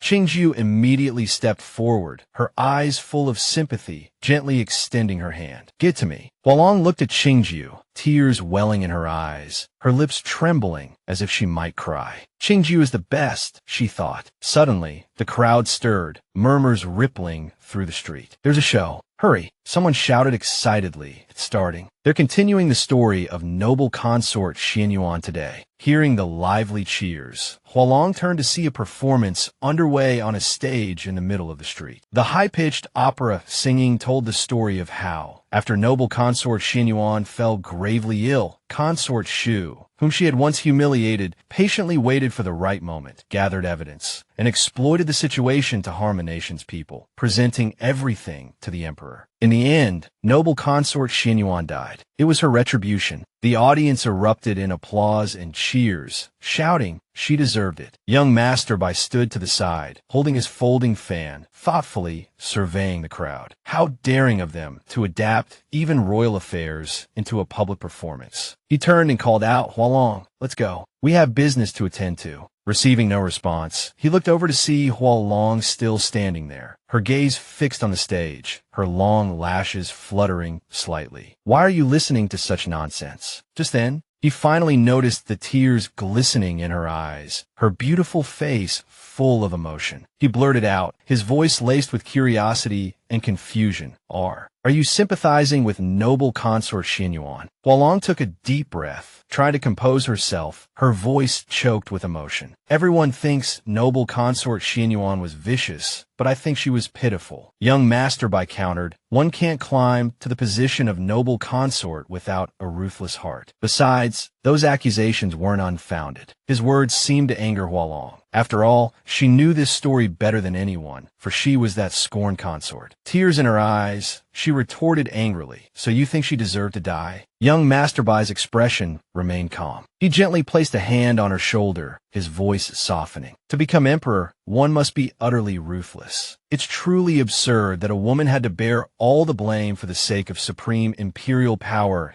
and a magnificent general's mansion. As the tension hung in the air, a large carriage with red curtains, the redhead's carriage, slowly emerged from the crowd behind the stage. The redhead subordinate lifted the curtain and reported to the person inside. Your Highness, the investigation is complete. He had ascertained Hua Long's identity and lowered his head, reporting seriously with a respectful tone. Xiao Hua Long of Mingzhou County. Her father is the fourth-rank censor Xiaoling, and her mother, Lady Bai, passed away when she was 12. The person sitting inside the carriage had a relaxed expression, their hand, clad in a black leather glove, tapping rhythmically on the seat. They wore a black mask that covered almost their entire face, revealing only a pair of sharp, thoughtful, and unreadable eyes. Lazily propping their chin, they spoke in a low voice tinged with sarcasm. Little Hua Long, Wan Hua Long, sharing a name with the deceased noble consort Xianyuan. What a coincidence! The redhead subordinate reported from outside. According to the investigation, this girl has no connection to the noble consort. The masked person murmured thoughtfully, interesting. Not only a little thief, but also capable of causing a commotion without changing expression. They suddenly lifted the curtain and glanced outside, just in time to see young Master Bai lightly tapping Hua Long's head with his folding fan. A scene of intimacy. They scoffed, sneering, remarkable. In just a few days, the young master of the Bai family, the #1 merchant in Dezhou, has become her lapdog. The subordinate suddenly suggested, Master, should we capture her for interrogation? The masked person immediately stopped them. Don't act rashly. The guard by the Bai family merchant's side is a skilled martial artist. You're no match for him. Hearing this, the redhead clicked his tongue impatiently and silently drove the carriage past Hua Long and her companions. Their gaze swept coldly and menacingly over the group, letting out a slight snort, seemingly provocative. Even with her back turned, Qingju sensed the killing intent. She stepped slightly forward, placing her hand in front of young Master Bai, and warned solemnly, be careful. Young Masterby asked in surprise, "What's wrong?" Qingju stared intently at the receding carriage, her voice low but full of vigilance. There seems to be a killing intent emanating from that carriage. I hope I'm just being paranoid. After a while, they arrived at the Bai family silver vault, the largest gold and silver shop in Qinghe, a magnificent three-story building. Although the exterior looked somewhat dilapidated, Hua Long and her companions had arrived at the entrance of the silver vault, ready to cause trouble. Perhaps saying cause trouble was a bit of an exaggeration, but they were certainly not there for a leisurely stroll. The Bai family silver vault sign had been torn down and discarded, lying in a sorry state. Hua Long's face darkened instantly, filled with anger and resentment. The three of them pushed open the doors without hesitation. Behind the counter sat a shopkeeper with only one tooth remaining, a full beard, and a villainous appearance. Even with customers entering, he continued to leisurely smoke his pipe, surrounded by a haze of smoke, and said lazily, "Take a look around, customers." Hua Long suddenly noticed the display case beside her. First, there was a large yellow, flying dragon, then a cabbage commonly seen in the market. No, more accurately, a jade cabbage, and finally, a pink tassel hairpin. She frowned at these items, thinking to herself, they're either shoddy goods, fakes, or cheap trinkets from some online marketplace. Hua Long slammed her hand on the counter angrily and shouted, "Shopkeeper, how dare you try to swindle people with these things?" The shopkeeper calmly played with the marbles in his hand and replied indifferently, "This is all we have in our shop. If you want good things, go to the Ing Chun house across the street." She questioned him indignantly, "What kind of attitude is this? You refuse to sell anything and even drive customers away." He immediately jumped up and retorted, "Buy or don't buy. If you don't buy, get out. What are you here for? If you're not buying, then leave. Are you looking for trouble?" Hua Long immediately pulled out a piece of paper and declared, "You're right, I'm the current head of the Bai family. Back then, you took our family's silver vault contract, but the land deed is still in my hands. Today, I'm here to collect 14 years of land rent." The shopkeeper suddenly let out a sinister laugh and sneered, "Haha, where did this Bai family fool come from? Is that paralyzed old man Bai able to walk now? If it weren't for me giving the Bai family's second miss work washing clothes, your whole family would have starved to death long ago. Ha ha ha." As he was laughing triumphantly, a foot suddenly kicked over his chair, and he let out a shriek of pain. Ah? It was young Master Bai. He looked coldly at the shopkeeper sprawled on the floor, his tone contemptuous. "The thing I hate the most is this kind of foul-mouthed, arrogant fellow." Two shop assistants hurried over to help the shopkeeper up, asking anxiously, "Shopkeeper, are you all right?" But he continued to rant, "You dare hit me. Do you know who I am?" Hua Long immediately kicked him between the legs, nearly crippling him, and threatened, "I don't care who you are. Either pay up or return to shop. You're not leaving this place today." The shopkeeper's face paled, sweat dripping down his forehead. He hastily said, all right, I'll pay." As soon as he finished speaking, he and his two henchmen were kicked flying, landing on the ground with a thud. They stammered, groaning in pain, "Ow, ow, that hurts." The surrounding people started to murmur amongst themselves. Someone asked, "What's going on? Why is it so noisy?" Another said, "Isn't that shopkeeper Li? How'd he get beaten up like that?" Someone else clicked their tongue. "Those guys with him are ruthless. Who would dare provoke them?" Shopkeeper Li then scrambled to his feet, pointing at Hua Long and yelling, "I don't want this broken silver vault anymore. Just you wait. My brother is the shopkeeper of the Ing Chun silver vault. You won't have any peace." Hua Long's expression remained unchanged. She smiled faintly. "Good, I'll be waiting." With that, she turned and announced loudly, "Everyone listen up. From now on, this silver vault will be managed by the Bai family, by me, by Hua Long." The crowd whispered amongst themselves again. The Bai family dares to go against the Ing Chun silver vault. They must be crazy. This young lady is quite spirited, but does she really have the ability? She even dared to hit shopkeeper Li. I'm afraid she'll face repercussions. Hua Long paid no attention to these discussions. Her sharp gaze swept towards the signboard hanging under the eaves, bearing the words, Ing Chun Silver Vault. She said coldly, "How unsightly." With that, she flicked her hand. A sharp blade flew straight towards the center of the signboard. A cracking sound followed. The signboard split in two and fell to the ground. Young Master Bai, standing to the side, closed his folding fan and praised, "It's much more pleasing to the eye now." Hua Long clapped her hands and smiled faintly. "I don't have the money to replace the signboard now, so we'll just make do with this. This way, everyone passing by will see clearly that I've officially declared war on the Ing Chun Silver Vault." Suddenly, a group of people ran up from behind, shouting as they came, Young Masterby. Young Masterby. They all knelt down and pleaded, please save us. We're all old craftsmen who have worked here for decades. Shopkeeper Li and his men oppressed us, and life has been very hard. We've been hoping that the Bai family would take back the silver vault. The leader was a haggard-looking old man, whom everyone called Uncle Xiong. Hua Long immediately helped him up, her tone firm. Everyone, please get up. With me here, no one will suffer anymore. Tell me everything that has happened over the years. Inside the silver vault, Hua Long stood with her hands on her hips in front of large chests. Some of the chests were already open, but they were empty. Uncle Xiong opened another chest, narrating as he did so, ever since the Yingchun people occupied the silver vault, they've taken all the good jewelry and left only fakes. They don't want to run a proper business at all. They just want to ruin the Bai family's reputation. Uncle Xiong sighed. Now this silver vault is an empty shell. There's nothing left. Hearing this, Hua Long immediately stepped forward. She patted his shoulder and comforted him. Uncle Xiong, don't worry. Everyone's craftsmanship is excellent. As long as the Bai family silver vault is still here, we can slowly earn the money back. Uncle Xiong raised his head, tears in his eyes, and said worriedly, but the silver vault's reputation is ruined now. I'm afraid no one will come to place orders anymore. Hua Long raised her hand to cover her mouth and thought, hesitantly asking, Uncle Xiong, where's the fastest place to make money in business? Uncle Xiong hesitated for a few seconds, as if weighing his words, then replied, I'm afraid it's the brothels and pleasure houses that offer the highest prices. The Mid-Autumn Festival is approaching, and it's also the annual beauty pageant. Those girls will order a lot of jewelry. Hua Long's eyes lit up at this. She pressed further, in Qinghe, which brothel has the best business? Uncle Xiong replied without hesitation, it's the Phoenix House, run by Mama Feng. As soon as he finished speaking, Hua Long decisively turned and said, all right, I'll go to the Phoenix House and ask. Young Masterby suddenly rushed forward to stop her. Wait a minute. He pointed his folding fan at her face and reminded her in a low voice, are you really going to a place like that? Hua Long stroked her chin, replying with an innocent look, I've actually never been to a brothel or pleasure house before. She then leaned closer to young Masterby, her tone both ingratiating and slightly provocative. Why don't you come with me, young Masterby? You look so dashing and refined. You must be more experienced than I am. Young Masterby was flattered by her praise and laughed smugly. Since you put it that way, then this young master will take you to broaden your horizons. And so, the two troublemakers set off together. Qingju signed to herself behind them. Our young master is really being led around by her. Inside the Phoenix House, the lights were brilliant. The three strolled amidst the dazzling scenery. Upstairs and downstairs, the lamplight flickered and beautiful women beckoned seductively, their voices sweet and intoxicating. Oh, young master, come up for a drink. As she spoke, a fragrant flower was tossed towards Hua Long. She quickly caught the lovely flower and tucked it into her hair. Smiling, she said, thank you, beautiful. I have business to attend to today, but I'll definitely come back next time. Young Masterby, beside her, didn't say a word, only shyly covered his face with his fan. Seeing this, Hua Long immediately turned to him and asked, young Masterby, was that beauty greeting you? He replied impatiently, don't talk nonsense, let's go. Noticing his strange expression, she teased,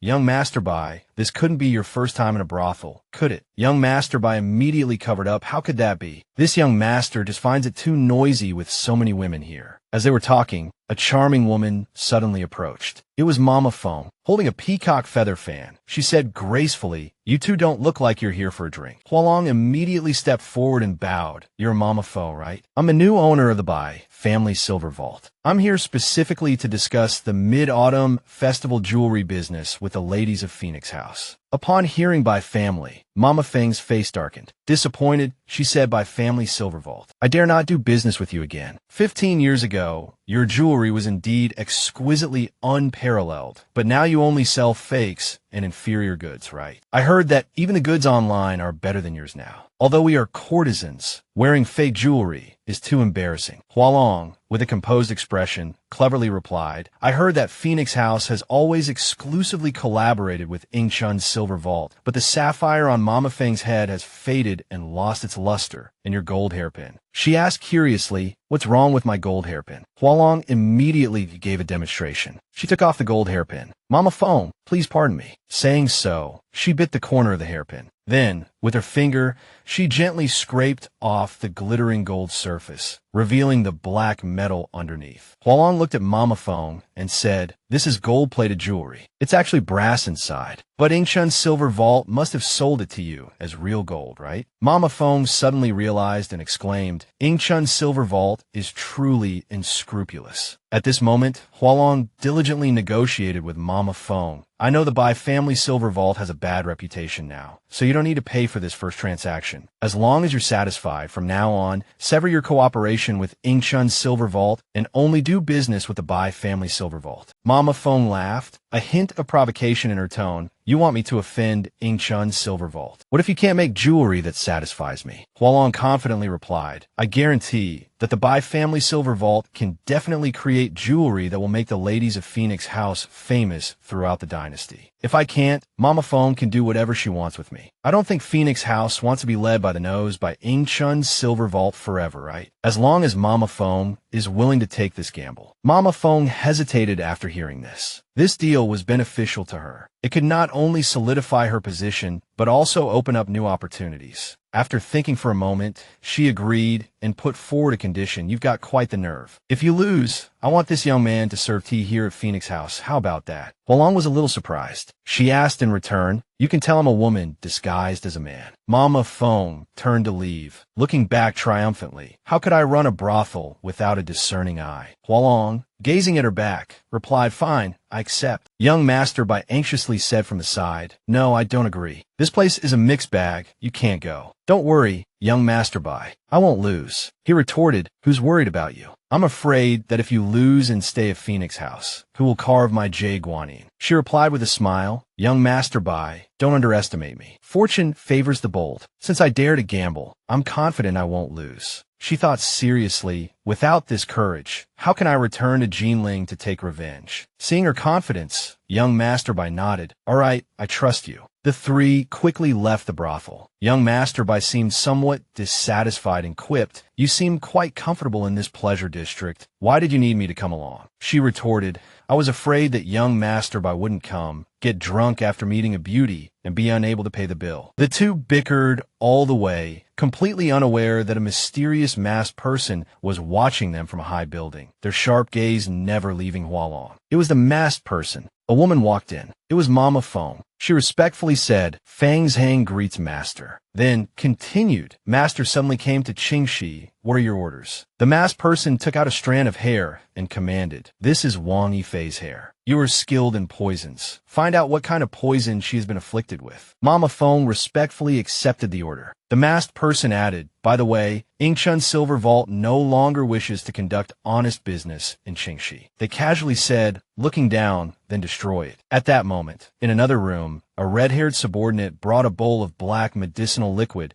and reported to their master, "Master, the assassins sent by Ludong are following the clues we deliberately left and will soon arrive in Qingxi." The masked person accepted the liquid and said, "On the Mid-Autumn Festival, the city will be crowded and chaotic. It's a perfect opportunity to catch them all in one net." The subordinate beside them reported, "Master, this medicine can temporarily change your eye color, concealing your identity as the fallen flower." They raised a hand to their face, preparing to remove their mask and drink the medicine. The subordinate beside them reminded, "This medicine itself is also a poison. Master, you must endure the pain and remain resolute, or the effects will immediately vanish." They seemed unconcerned by these words and decisively removed their mask. Placing the mask on the table, they said, "When acting amongst a crowd, the more inconspicuous, the better." With that, they lifted the bowl and brought the liquid to their lips. Without hesitation, they tilted their head back and drank it all in one gulp, completely ignoring the subordinate's warning. After finishing the liquid, they immediately felt dizzy and covered their face. The effects of the medicine took hold, and intense pain surged through them. However, they showed no weakness, forcing themselves to stand and saying, "As long as I don't die, it's fine." Their eye color gradually darkened, and their appearance transformed. Say no more. Meanwhile, at the Bai family silver vault, a craftsman said worriedly, "The people from Ingshan's silver vault took all the valuable materials from the shop, not even a single copper wire left. Now that there's nothing left, how are we going to make the jewelry Miss Feng Yulu wants?" Uncle Zeng was also worried. Even a clever woman can't cook without rice, let alone us with only 3 days. There's not enough time to buy materials from the mine. Hua Long pondered, recalling that her maternal grandfather had mentioned the Bai family having a hidden treasure. As she was thinking, her sixth sense suddenly awakened, and she noticed a large, dust-covered stone in the courtyard. "Found it. That's it." Hua Long was overjoyed, carefully wiping the surface of the stone, a flower-like smile blooming on her face. Young Master Bai asked curiously, "What are you planning to do with this stone?" Uncle Zeng also questioned, "Such a large stone, neither jade nor gold. What can you do with it?" Young Master Hua Long. Hua Long replied happily, "This thing is extremely rare. My maternal grandfather brought it back from the western regions 30 years ago, covered in dust for so many years. The people from Ingshan's silver vault must have thought it was just an ordinary stone and didn't touch it." A few seconds later, young Master Bai's eyes widened in surprise. This isn't an ordinary stone. This is 5-colored crystal stone." In the spacious and secluded workshop, craftsmen washed the 5-colored crystal stone found at the Bai family residence, gradually revealing the stone's true form. The stone was then placed into the furnace, the raging fire engulfing it like a dragon, heat waves sweeping through the entire space. After hours of forging and meticulous craftsmanship, they finally completed a masterpiece, a 5-colored butterfly hairpin. The hairpin shimmered with radiant colors, dazzlingly beautiful, breathtakingly so. Uncle Zeng held the hairpin, his hands trembling slightly, and said excitedly, "Young Master Hua Long, we've succeeded." Tears welled up his eyes as he choked up, "Young Master, we haven't let you down. We finally made the glass jewelry." The craftsmen beside him could hardly contain their excitement, their voices trembling. "Wonderful. The Bai family silver vault is saved." Hua Long stood there, a gentle smile on her face, her joy barely concealed. Her voice was soft yet firm. "Everyone has done well, but we must not let our guard down. We must deliver on time." The craftsmen in the room responded in unison, "Yes." The next morning, sunlight streamed through the window into the small room. Tao Hua ran in cheerfully, her face beaming with a sunrise-like smile, shouting as she ran, "Young Master. Young Master." Tao Hua straightened her face and reported seriously, "Weren't you worried that the people from Ingshan's silver vault would come and cause trouble, so you asked me to follow them?" Hua Long asked, arms crossed, and then Tao Hua's eyes lit up as she excitedly recounted. "Shopkeeper Li brought a group of people to our side, but then several masked individuals suddenly appeared and beat them all down. Those masked people even smashed up the Ingshan silver vault shop." Slightly surprised by the news, Hua Long rested her chin on her hand and asked young Master Bai, "Did you do it?" Young Master Bai quickly denied it. "It wasn't me." Young Master Bai tilted his head and asked Hua Long, "Was it you?" Hua Long looked bewildered, a question mark practically hovering over their head. Although they hadn't found the culprit, Hua Long couldn't hide their satisfaction, the corners of their mouth lifting slightly. Their voice held a hint of joy. "Regardless, this is ultimately a good thing. Now Ingshan's silver vault won't have time to bother us anymore." Time flew by, and the lively atmosphere of the Mid-Autumn Festival permeated the streets and alleys. Golden lanterns flickered in the night, creating a dreamlike scene. On the winding river that flowed through the city, flower boats drifted serenely, the reflections of lanterns twinkling on the water's surface like a million stars. Laughter and chatter echoed everywhere, adding to the romantic ambience of the festival. In this vibrant atmosphere, everything seemed to blend together, forming a beautiful painting so enchanting that one wished to be immersed in it forever. People gathered together, celebrating the Mid-Autumn Festival. All the courtesans of Qinghe were present, creating a scene of breathtaking beauty. "Look, the flower boats carrying the courtesans are coming." In the hazy lamplight, each beauty possessed a unique charm, like the numerous stars in the night sky, captivating the hearts of onlookers. The young woman holding flowers and dancing gracefully on the boat resembled a celestial being from a painting. Dressed in a red gown, she moved with the gentle grace of a spring breeze, holding bright flowers in her hands. Her dance was fluid and dynamic, sometimes gentle, sometimes like a swift gust of wind across the lake. Her eyes shone brightly with pure joy, and her smile, like a crescent moon,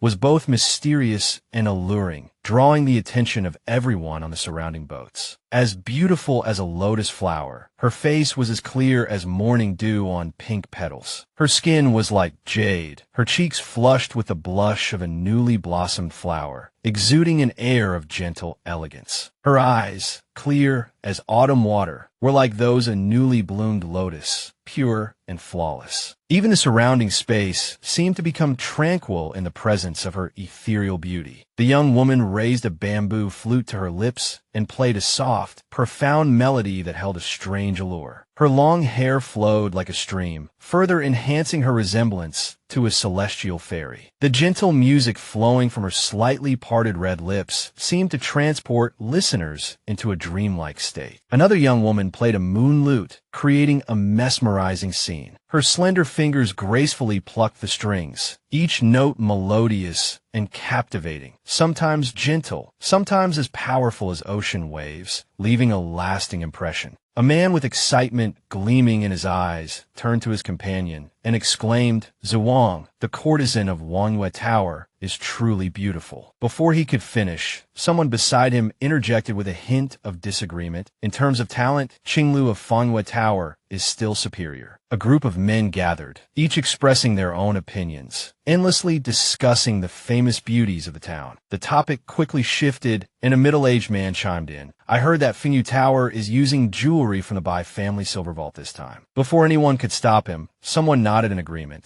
their face filled with surprise and excitement. That young master Bai is truly audacious. Not only did he hit shopkeeper Li of Ingshun's silver vault, but he also smashed up their shop, causing such a commotion. At that moment, on the Redwood Bridge spanning the river bend, young Master Bai and Hua Long stood quietly, enjoying the festive scene. Suddenly, someone pushed through the crowd. Excuse me, ouch." It was shopkeeper Li, a sarcastic sneer on his lips. "Let's see what decent jewelry this broken silver vault can produce." A courtesan gracefully stepped forward, her hand movements flowing like water, each gesture captivating. She wore dazzling jewelry, each step reflecting a soft halo of light. The jade bracelet and ring on her hand seemed to illuminate the entire space, as if only the young woman's elegance and the delicate butterflies dancing around her remained. As the young woman danced, butterflies fluttered around her, as if dancing with her, creating a dreamlike scene. Under the warm, festive lights, the crowd buzzed with excitement, everyone's gaze drawn to the stage, whispering in amazement, "So beautiful. I've never seen jewelry that glows like this. It's absolutely stunning." A mysterious man wearing a black mask stood silently amidst the crowd, his cold gaze fixed on the scene. Young Master Bai leaned closer to Hua Long curiously.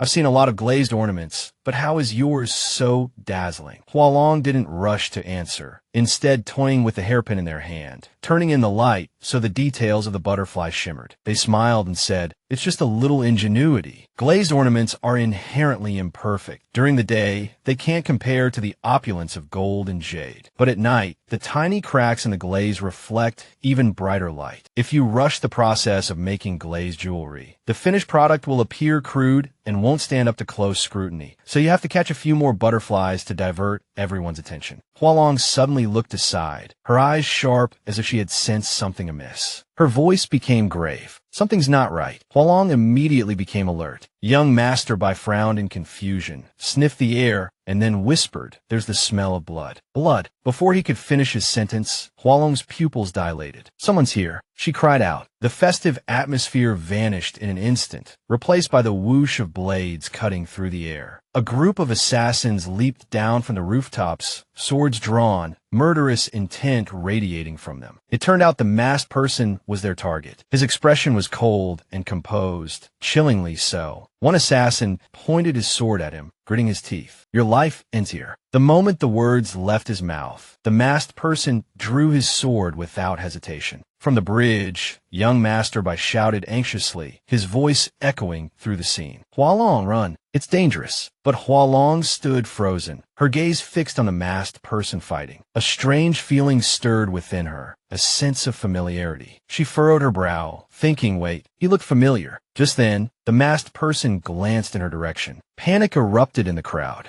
Murder. Run. Hua Long remained rooted to the spot, her eyes locked on the masked person. With a swift movement, he sliced an assassin's sword in two. The assassin stared blankly at the broken blade, terror etched on his face. Before he could react, the masked person's sword was at his throat. Two more assassins charged forward, ready to die for their cause. But the masked person's skill was exceptional. Each move was deadly, swiftly taking them down. They collapsed on the ground, the scene gruesome. The masked person remained calm. Hua Long shouted, "Over here." He turned to see her waving from the bridge. With a flash, the masked person leaped. In the blink of an eye, he landed lightly on the bridge, facing Hua Long. Their eyes met. He asked, "Aren't you afraid of me?" Hua Long didn't say much, just grabbed his hand and started running, glancing back as she said, "The constables will be here soon. Come with me." They ran through the night without stopping. Reaching an alleyway, Hua Long, breathless, leaned on her knees, panting. "Even though you killed the assassins, the constables will still investigate. Less trouble is better." The masked person paused, a hint of curiosity in his eyes. "Why are you helping me?" Hua Long looked back at him and said softly, "Hey, young hero, don't you recognize me? We met at the imperial concubine's tomb." He pondered for a moment, a flicker of surprise in his eyes. "You recognize me?" She nodded. "Your eyes are a bit different, but I recognize your gaze." Just then, a commotion arose. He looked towards the sound and saw an assassin with a sword leap down from above, shouting, "Don't run." He immediately pulled Hua Long close, his arm around her waist, as if shielding her from all danger. Their eyes met again, the masked person's gaze seemingly lost in thought. Then, pulling Hua Long with him, he jumped into the water. Their figures disappeared into the dark water beneath the moonlight. The icy river enveloped them, pulling them down with the current,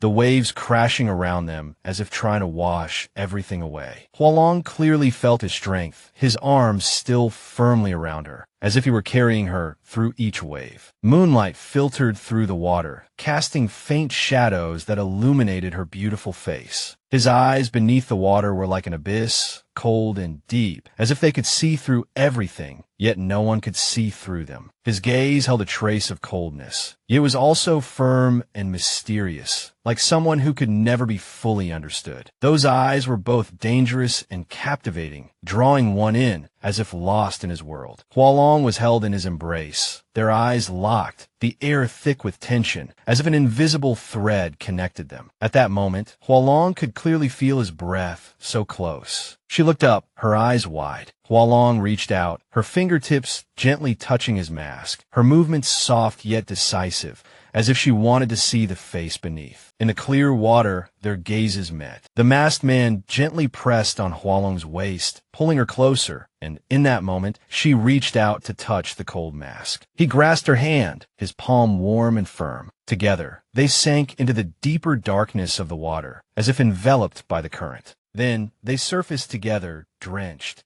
The masked person glanced at her, a flicker of confusion in their eyes. Perhaps it was the way the water droplets trickled from her hair, clinging to her delicate features, or how the thin, wet clothes adhered to her soft skin, faintly outlining her form. They said nothing, but without hesitation draped their cloak over her shoulders, their voice low and gentle. "Let's go, it's all right now." She quickly grasped the cloak, carefully wrapping it tightly around herself, concealing her disheveled appearance. She looked up, hesitated for a moment, and then spoke, "Young master, I helped you. Could you please return the imperial concubine's jade bracelet to me?" They responded with a hint of mockery. "Is it yours? You still want it back?" She muttered under her breath. "It wasn't yours to begin with." They retorted, "Oh, so you helped me with ulterior motives." She frowned, thinking to herself, why was this person so difficult to talk to? Just then, young Master Bai ran over, panting, his face full of anxiety. Wan Hua Long. She immediately signaled him to be quiet, her face clearly tense.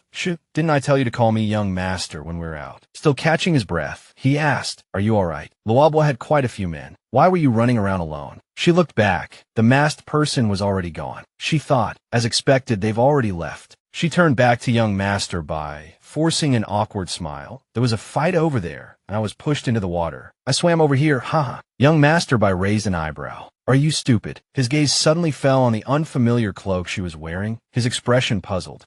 Whose cloak is that? She glanced thoughtfully in the direction the masked person had left. A kind stranger lent it to me. He asked suspiciously, what kind stranger just gives you a top-quality brocade cloak? She cleared her throat, avoiding his gaze. Brocade. What brocade? I don't know anything about brocade. Let's go. I'm freezing to death. Hua Long subconsciously fingered the soft fabric of the cloak. Only one question remaining in her mind. What did those assassins call him? She recalled the assassins shouting as they lunged at him. Chi Lejun. Don't run. Hua Long pondered silently. Ki Leyun, Lu. Surname Lu, most likely of noble birth. I'll have Taowa look into it when we get back. Elsewhere, Chi Lejun, tall and imposing, his expression cold, watched as his red-haired subordinate respectfully approached, carefully draping a long cloak over his shoulders. His subordinate spoke with concern. Master, be careful not to catch a cold. Lu Hui has been killed by the officers, as per our plan. Chi Lejun said in a low voice. If the Emperor learns that Lu Hui sent assassins, it will certainly cause him some trouble. The red-haired subordinate said seriously, that young miss, she knows her name. Should we deal with her? Chi Lejun said indifferently. She's a smart one. Knowing I could act at any time, she'll certainly keep quiet. The subordinate respectfully replied, yes. Suddenly, Chi Lejun chuckled softly. I did notice something interesting. Wan Hua Long is from Mingzhu, so logically, her water skills should be quite good. The image of them falling into the water together flashed through his mind. The icy river water surrounded them, yet Hua Long struggled fiercely, as if she couldn't swim. He murmured to himself, she's from Mingzhu, but she can't swim at all. The grand opening of the Bai family silver vault was a bustling affair, filled with laughter, cheerful chatter, and congratulatory messages. The entire Bai family was brimming with joy as guests offered their well wishes. Congratulations,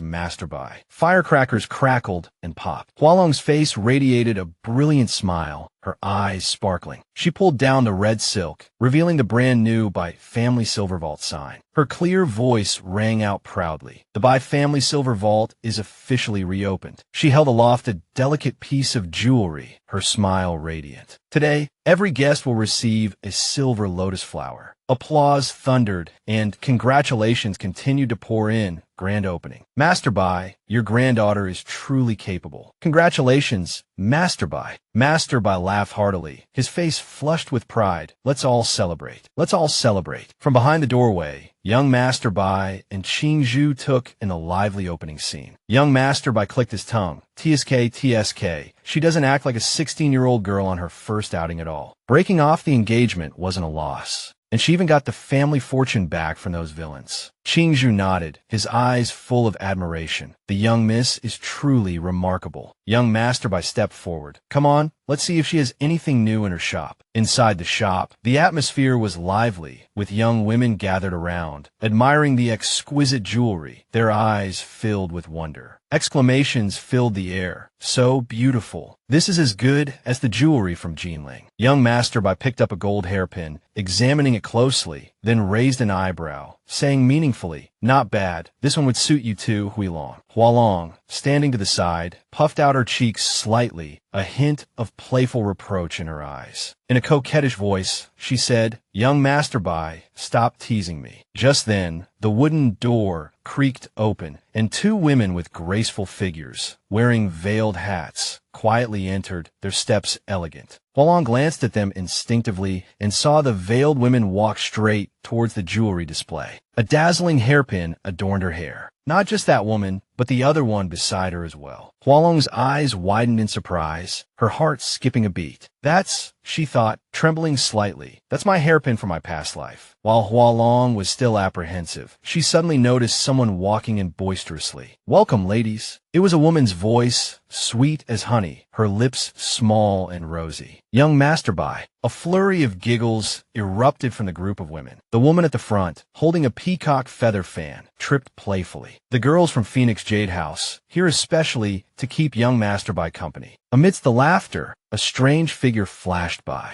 Hua Long frowned at them, pondering silently. If those truly are the jewels from my wedding in my past life, why are they in someone else's possession now? She closed her eyes, trying to compose herself. Hua Long, don't rush. You'll find out eventually. Immediately, she put on a bright, friendly smile and bowed. Mama Feng, did the assassination attempt on New Year's frighten you all? Mama Feng replied with a smile. Oh, such a small matter. We've seen all sorts of storms. It's nothing. She gave a charming smile and added, our girls from Phoenix Jade House made quite a name for themselves on New Year's. From now on, we'll only do business with the Bai family. Hua Long glanced around and said in a low voice, Mama Feng, ladies, any jewelry you fancy today is half price. The women exclaimed in unison, Young Masterby is the best. Their praises continued. I like Young Masterby the most. Come visit us often, Young Masterby. Next time, I'll dance for you. Young Masterby coughed a few times, signaling for silence. I didn't realize you had such a good head for business. I own a few other silver and gold shops. How about I let you manage them for a 30% share? Hua Long turned around with a radiant smile. Thank you for your generosity, Young Masterby. She immediately bowed. However, I'm not interested in being second in command. Young Masterby coughed again and playfully pointed at her. Then where's my Jade Guanyin? She widened her bright eyes, feigning ignorance. Oh dear, I almost forgot. How is the Jade Guanyin coming along? Young Masterby fanned himself nonchalantly, but his tone was genuinely sincere as he put his arm around her shoulder. Come on, let's go take a look. She replied with a smile. This way, Young Masterby. If you're satisfied, you must reward me handsomely. Bei Shu Ting stood to the side, watching the two of them with a worried expression. Hua Long is still a young woman. After all, is it appropriate for her to be with Young Masterby all the time? Tawar replied honestly, Don't worry, Miss said Young Masterby is simple-minded and easy to take advantage of. She listened, somewhat skeptical. Easy to take advantage of. Inside the room, a colorful statue of Guanyin was displayed. After examining it carefully, Young Masterby said, The craftsmanship passed down through the Bai family ancestors truly lives up to its reputation. This Guanyin statue bears a 6 or 7 out of 10 resemblance to the legendary Jade Guanyin. Hua Long stood beside him, sighing inwardly. Master Jiang and the others are truly skilled. This Jade Guanyin is a 9 out of 10. The room was filled with swirling smoke and a rich fragrance that slowly diffused. She turned to Young Masterby. Young Masterby, shall we discuss the price now? But when Hua Long smelled the fragrance, she suddenly felt something was amiss. Why do I feel a little dizzy? Young Masterby immediately became alert and covered his nose. Not good, it's knockout gas. Someone's trying to kidnap me. Hua Long rubbed her head, feeling weak. Kidnap you? Why am I involved? A moment later, both of them collapsed on the floor, unconscious. Outside the door, 2 women peeked in. We waited like rabbits guarding a burrow, and finally caught them. One of them said, This is such a headache. Cousin, take off that woman's cloak. The other woman revealed a beautiful face, but her expression was unpleasant. She then instructed Qingzhu, tie up Young Masterby. On my command, Qingzhu immediately nodded. Yes. In the study,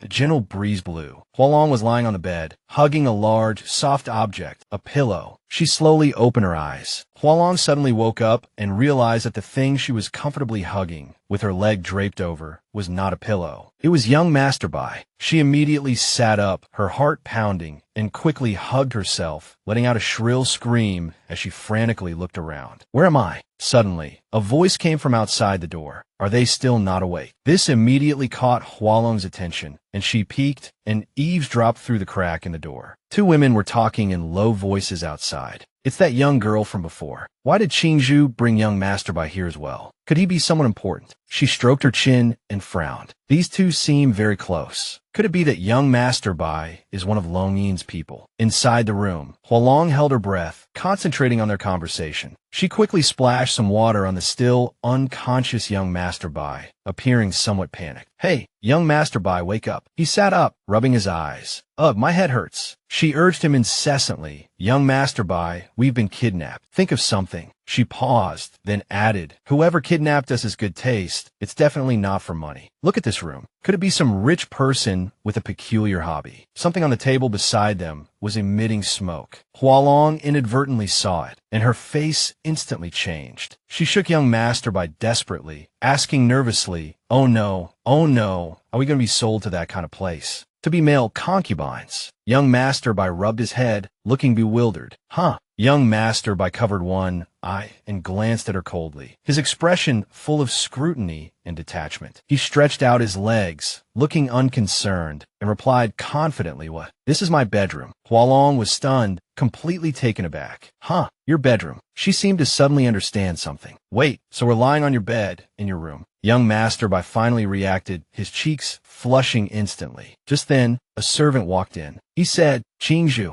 Qingzhu immediately replied, young master, you're awake. He asked Qingzhu with some displeasure, you dare to help them bring me back. 3 months' wages gone? Qingzhu bowed his head resignedly. I accept my punishment. Hua Long stroked her chin, pondering. Whose orders was Qingzhu following so obediently? Young Master Bai gave a dry laugh. In this world, besides me, Qingzhu only listens to 2 people. Grandmother. Qingzhu carefully turned to him. Young Master Bai, it was old madam who wanted me to bring you and the Jade Guanyin back. Don't worry, I've already informed Tao Hua of your whereabouts. He glanced haughtily at Hua Long. So it was grandmother's orders. All right, let's go. I'll go pay my respects to grandmother. They walked slowly towards a magnificent and tranquil estate. Hua Long looked around, unable to help but exclaim, I've long heard of the Bai family's wealth, but I never imagined it to be so extravagant, even grander than the imperial palace. She quickly caught up with young Master Bai. Ahead was where young Master Bai's grandmother resided, and they finally arrived. They immediately bowed respectfully. Grandson pays his respects to grandmother. This junior, Hua Long of the Qinghe Bai family, pays respects to old Madam Bai. Old Madam Bai sat at the head of the room, her hand resting on the table, her expression unchanged. She slowly opened her eyes, and Hua Long froze. It was her. How could she have forgotten? Old Madam Bai, young Master Bai's grandmother, was a highly respected elder of the Dezhou imperial clan, Princess Yongkong. Hua Long didn't dare to look directly at her and could only lower her head. She had only met Princess Yongkong once, and the princess hadn't liked He Shuang and hadn't had much of an impression of her. Back then, Princess Yongkong had pointed at her and said, He Shuang, you've schemed and plotted, married the Wan family's daughter, and now you dare to ask about true love. Now, Hua Long couldn't believe she was seeing her again. She quickly stepped forward and offered her blessings. May old Madam Bai enjoy blessings as boundless as the eastern sea and a lifespan as long as the southern mountains. From her seat at the head of the room, Princess Yongkong's gentle voice came, Jia Shang, if I hadn't sent someone to bring you back, would you have been running around again, refusing to come home? Young Master Bai laughed. Grandmother, how could I? I was out looking for a treasure for you.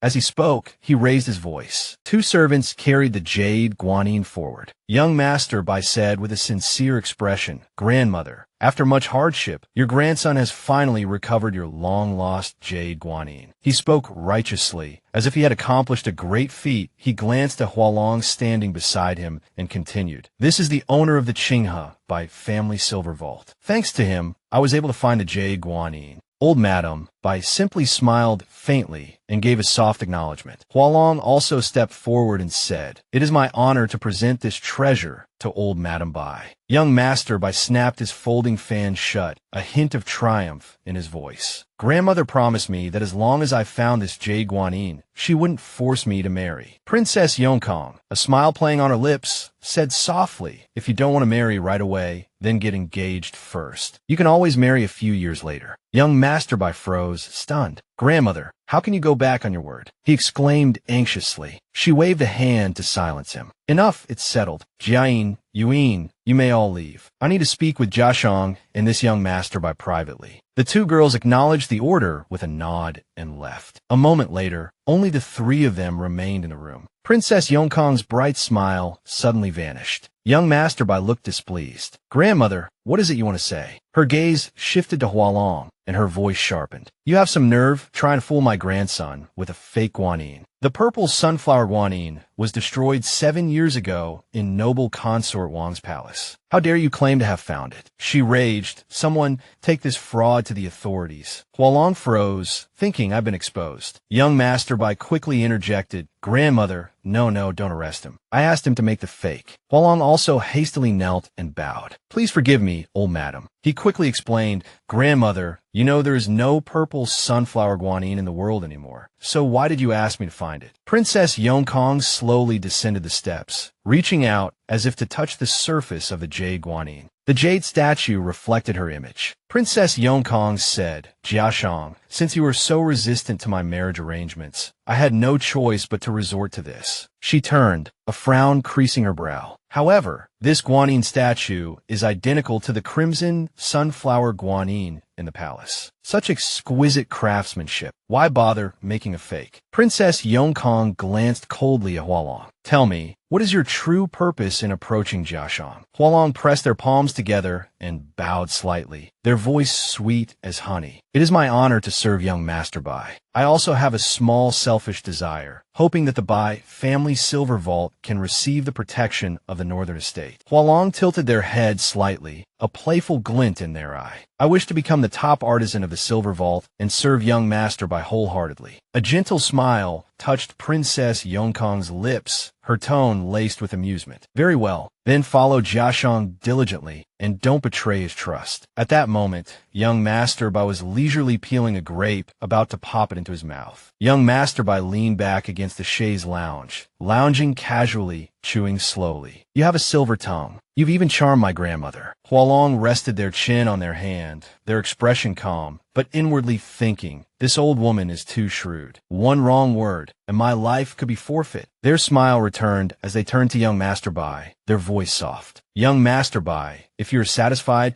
please continue to support the Bai family silver vault. I am not greedy. 3.5 million taels of silver will suffice. Young Master Bai scoffed. Money grubber, and you say you're not greedy. Hua Long raised an eyebrow, their slender finger resting beneath their chin, their smile half genuine, half feigned. Young Master Bai, aren't you afraid I might actually have ulterior motives towards you? Young Master Bai's lips curved into a smile, his peach blossom eyes crinkling at the corners, his demeanor roguish and unrestrained. He drawled teasingly, having ulterior motives towards me is perfectly normal, isn't it? Hua Long made a warding off evil gesture, pouting playfully. So narcissistic. Just then, a light figure approached, their voice ringing out clear and bright. It was Duan Huang. Duanga followed slowly behind her. Young Master Bai's brow furrowed at the sight of them, a look of exasperation on his face. He sighed. Why are they here too? He quickly regained his composure, forcing a smile onto his face. His peach blossom eyes turned towards the two. Cousins, are you here to admire the fish as well? But we have some matters to attend to.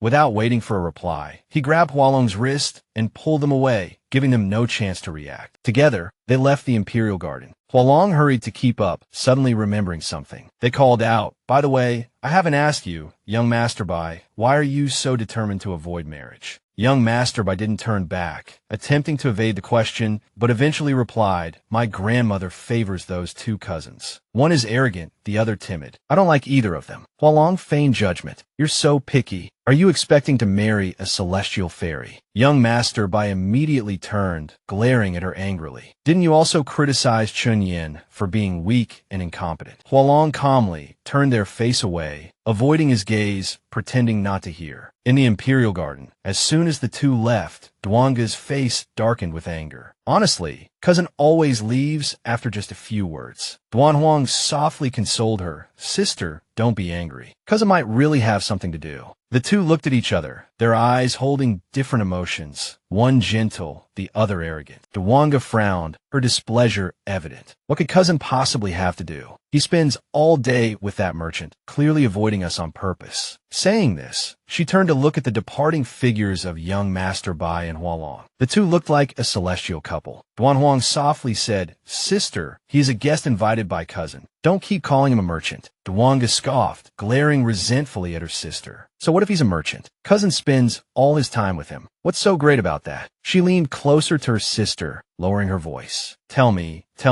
do you think cousin might actually have something going on with him? Wan Huang's eyes widened, looking at her sister in shock. Duanga clutched her handkerchief tightly, a calculating look in her eyes. No, I have to find a way to test them, see if it's true. Duan Huang was startled, worried. Sister, don't do anything foolish to anger cousin again. But Duanga just smiled smugly, cunning evident in her eyes. I can't touch cousin, but I can certainly deal with that merchant, can't I? She then ordered someone to find a pretty maidservant. Duan Huang pursed her lips, looking at her sister with a growing unease. Inside the Bai family guest room, the lamplight flickered as Hua Long sat reading. Suddenly, a faint sandalwood scent drifted in. Hua Long narrowed their eyes slightly. Why was this fragrance so familiar? Before they could think further, a wave of dizziness washed over them, followed by an irresistible drowsiness. They slumped over the table. Duanga burst into young Master Bai's room, shouting, "Cousin, something terrible has happened." Young Master Bai leaned lazily against the couch, his clothes slightly disheveled, one hand on his forehead, looking impatient. But Duanga persisted. "Cousin, come with me quickly. That young Master Bai you brought back. Something terrible has happened." Young Master Bai sat up abruptly. Hua Long felt lightheaded. Their body felt weak,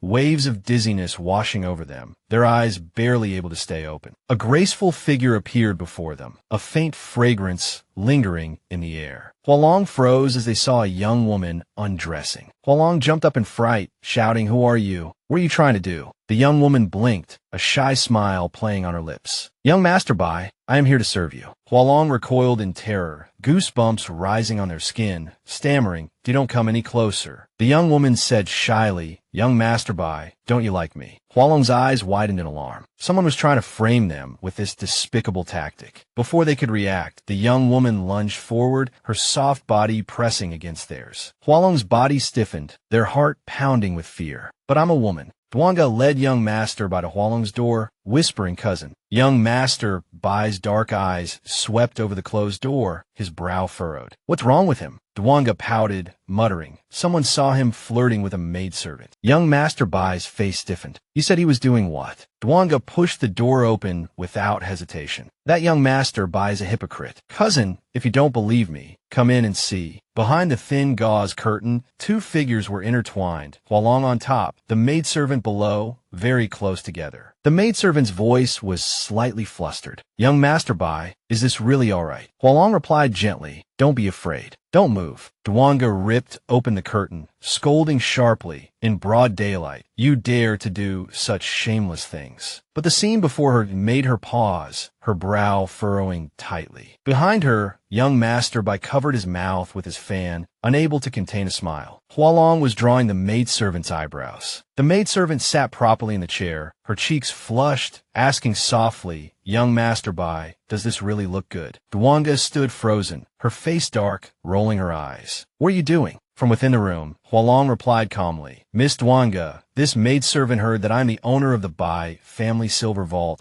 and specifically came to ask me about the current popular makeup techniques." The air fell silent. Duanga pointed at them, her voice nearly cracking with anger. "Impossible. You clearly have your eye on this maidservant's beauty. That's why you're seducing her here." Hua Long chuckled softly, her narrow phoenix eyes full of amusement. "Miss Wang, you misunderstand. I'm not that kind of person." A moment ago, while still somewhat lucid, Hua Long had grabbed the teapot from the table and poured the tea directly over her head. The cool water cascaded down, flowing over her delicate features, a few damp strands clinging to her pale cheeks. Hua Long's voice, slightly hoarse from the chill, carried an undeniable authority. "Tell me, who sent you to seduce me?" The maidservant in front of her froze, her eyes trembling slightly. "I heard young Master Bai was handsome and refined, so I wanted to meet him." Hua Long narrowed her eyes and reached out a slender hand, pressing the maidservant against the wall. "Do you know that someone is using you to deliberately ruin my reputation? This transgression will destroy both our reputations." Hua Long continued, her gaze deep, water droplets clinging to her lashes and shimmering in the candlelight. "If you listen to me, I can save you." The maidservant's voice was thick with tears, her body trembling with fear. I'll listen to you." This exchange had led to the current eyebrow-drawing scene. Hua Long said calmly, "Besides, I'm just a merchant. How can anyone be interested in me when faced with a pearl like young Master Bai?" The maidservant clutched the mirror tightly, whispering, I wouldn't dare. Young Master fanned himself, his eyes sweeping indifferently over the scene, looking thoroughly bored. You call me here for this? How dull. He said casually to Hua Long, what are you waiting for? Come with me. I have things to do. Hua Long hurried to follow. Trailing behind him, Duanga brought a hand to their forehead, shaking their head and sighing in despair. It's over, it's over. Hua Long really isn't interested in women. It's definitely my cousin. As they walked, a gentle breeze stirred. The corners of young Master Bai's lips curved upwards, a playful glint in his eyes. You're quite capable. Only an hour and a half, and you've already attracted a love interest. Hua Long frowned. You're still laughing. Why should I take the blame for this? Miss Wang likes you. That's why she did something so foolish. Young Master Bai lowered his head upon hearing this, but thought to himself, would she really like a notorious one?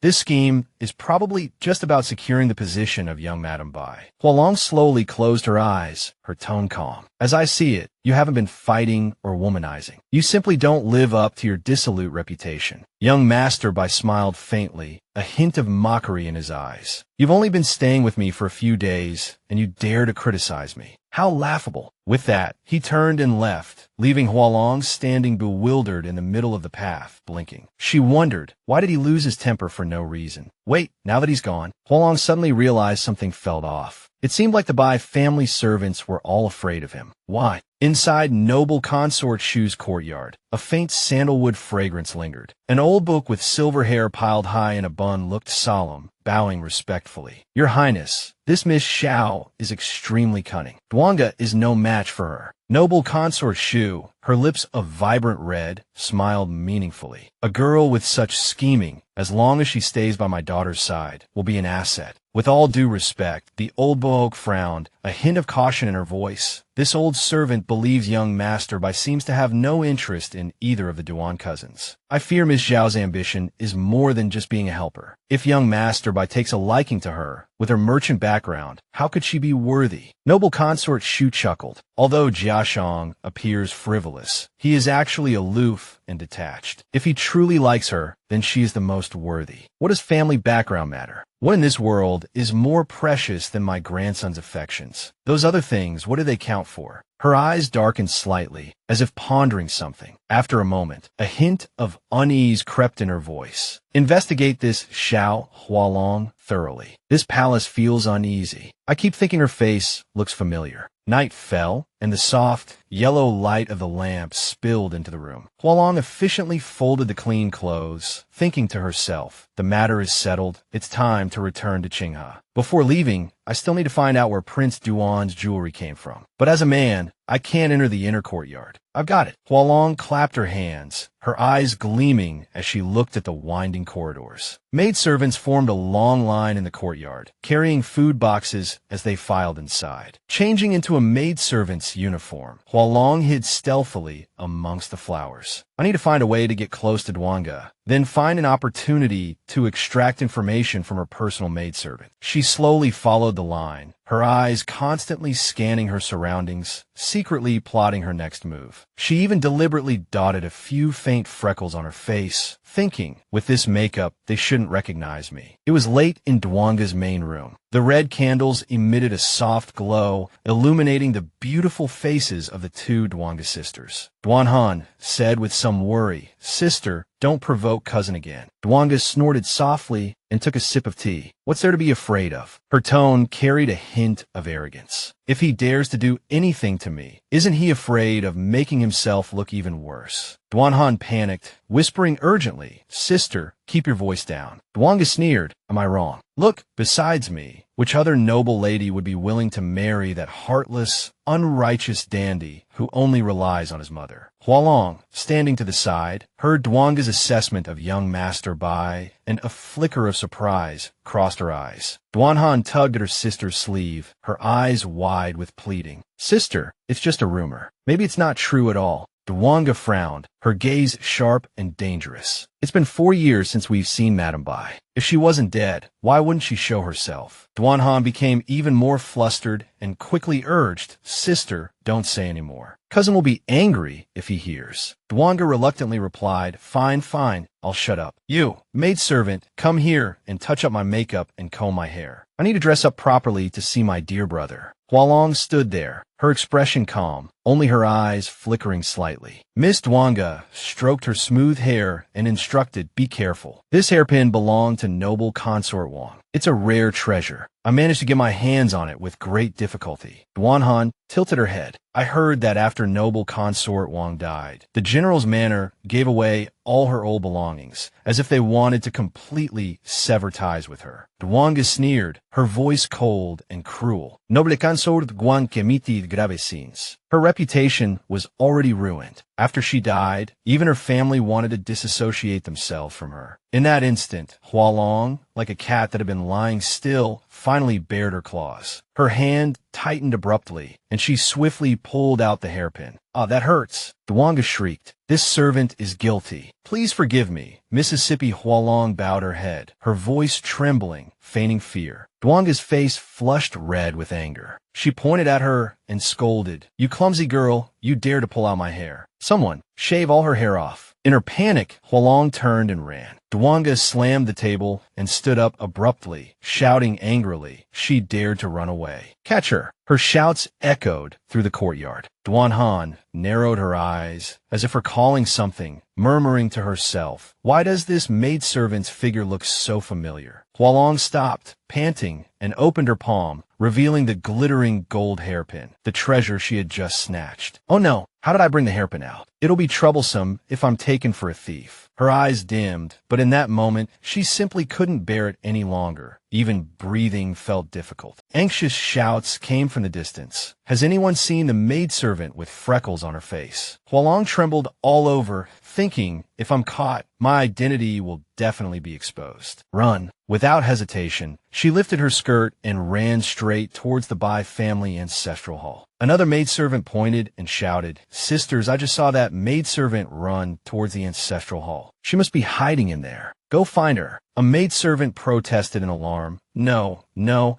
we can't just barge into the ancestral hall. Do you know how much our Mrs. Hairpin is worth? We have to find that girl, even if it means digging 3 feet into the ground." Just then, slow footsteps sounded and a deep, authoritative male voice boomed, stopping everyone in their tracks. Trespassing in the ancestral hall, young Master Bai walked out, his gaze sweeping over the flustered maidservants. "Qingju, take these 2 impudent girls to see grandmother. Punish them." With just these 2 words, the 2 maidservants' faces turned pale, their legs went weak, and they pleaded repeatedly, "Young master, please spare us." This was Mrs. Order. His gaze was cold. "Since when has the Bai family become the domain of you little maids? I wasn't aware." He calmly instructed, "Take them away now." 2 house guards stepped forward and dragged the 2 maidservants away. "Young master, spare us." "Miss, we want to see Mississippi." In the dimly lit ancestral hall, the red candles had burned down halfway, and the air was filled with the scent of incense. Beneath the offering table, a figure huddled, trembling. It was Hua Long.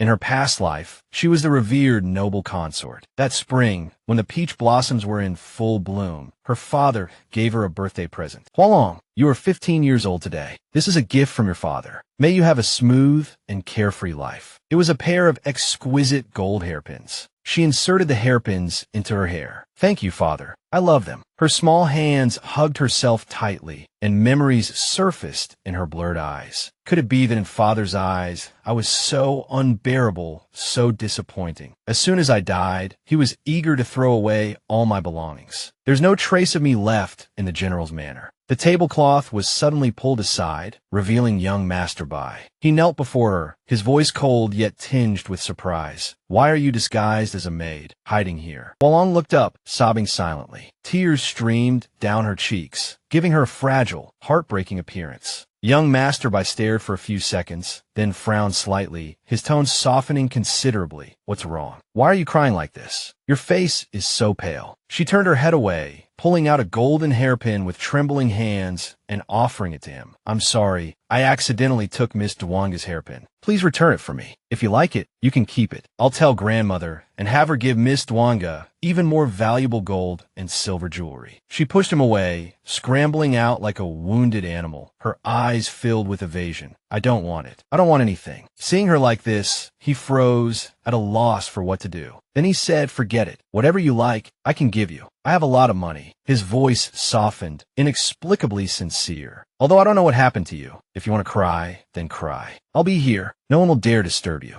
As if all her strength had been drained, she collapsed, burying her face in her knees. In a low voice, she said, thank you. In the Dazhao Imperial Palace, it was already the third watch of the night. The moon hung behind a thin veil of clouds. A faint sandalwood fragrance filled the air. Lamplight reflected in a pair of deep, focused eyes as the young emperor sat at his desk, his handsome face solemn and dignified. An official entered, bowing low to report, Your Majesty, Princess Yongkong just sent a gift to the palace. He closed his book, his gaze indifferent. Princess Yongkong and I have always been at odds. Why would she suddenly send a gift? The official presented an exquisitely carved statuette of a woman. A faint, alluring fragrance emanated from it, as if drawing those nearby into a mist. Your Majesty, this... The emperor's eyes narrowed slightly. Candlelight flickered across his contemplative face. The silence of the Bai family courtyard was shattered by a shriek. You're saying cousin? And that made her still in the ancestral hall. Duanga's voice was sharp, her eyes wide as she glared at the young maidservant. The young maidservant also looked towards the ancestral hall in surprise. From the other end of the corridor, three figures slowly emerged. Young Master Bai Jiaha,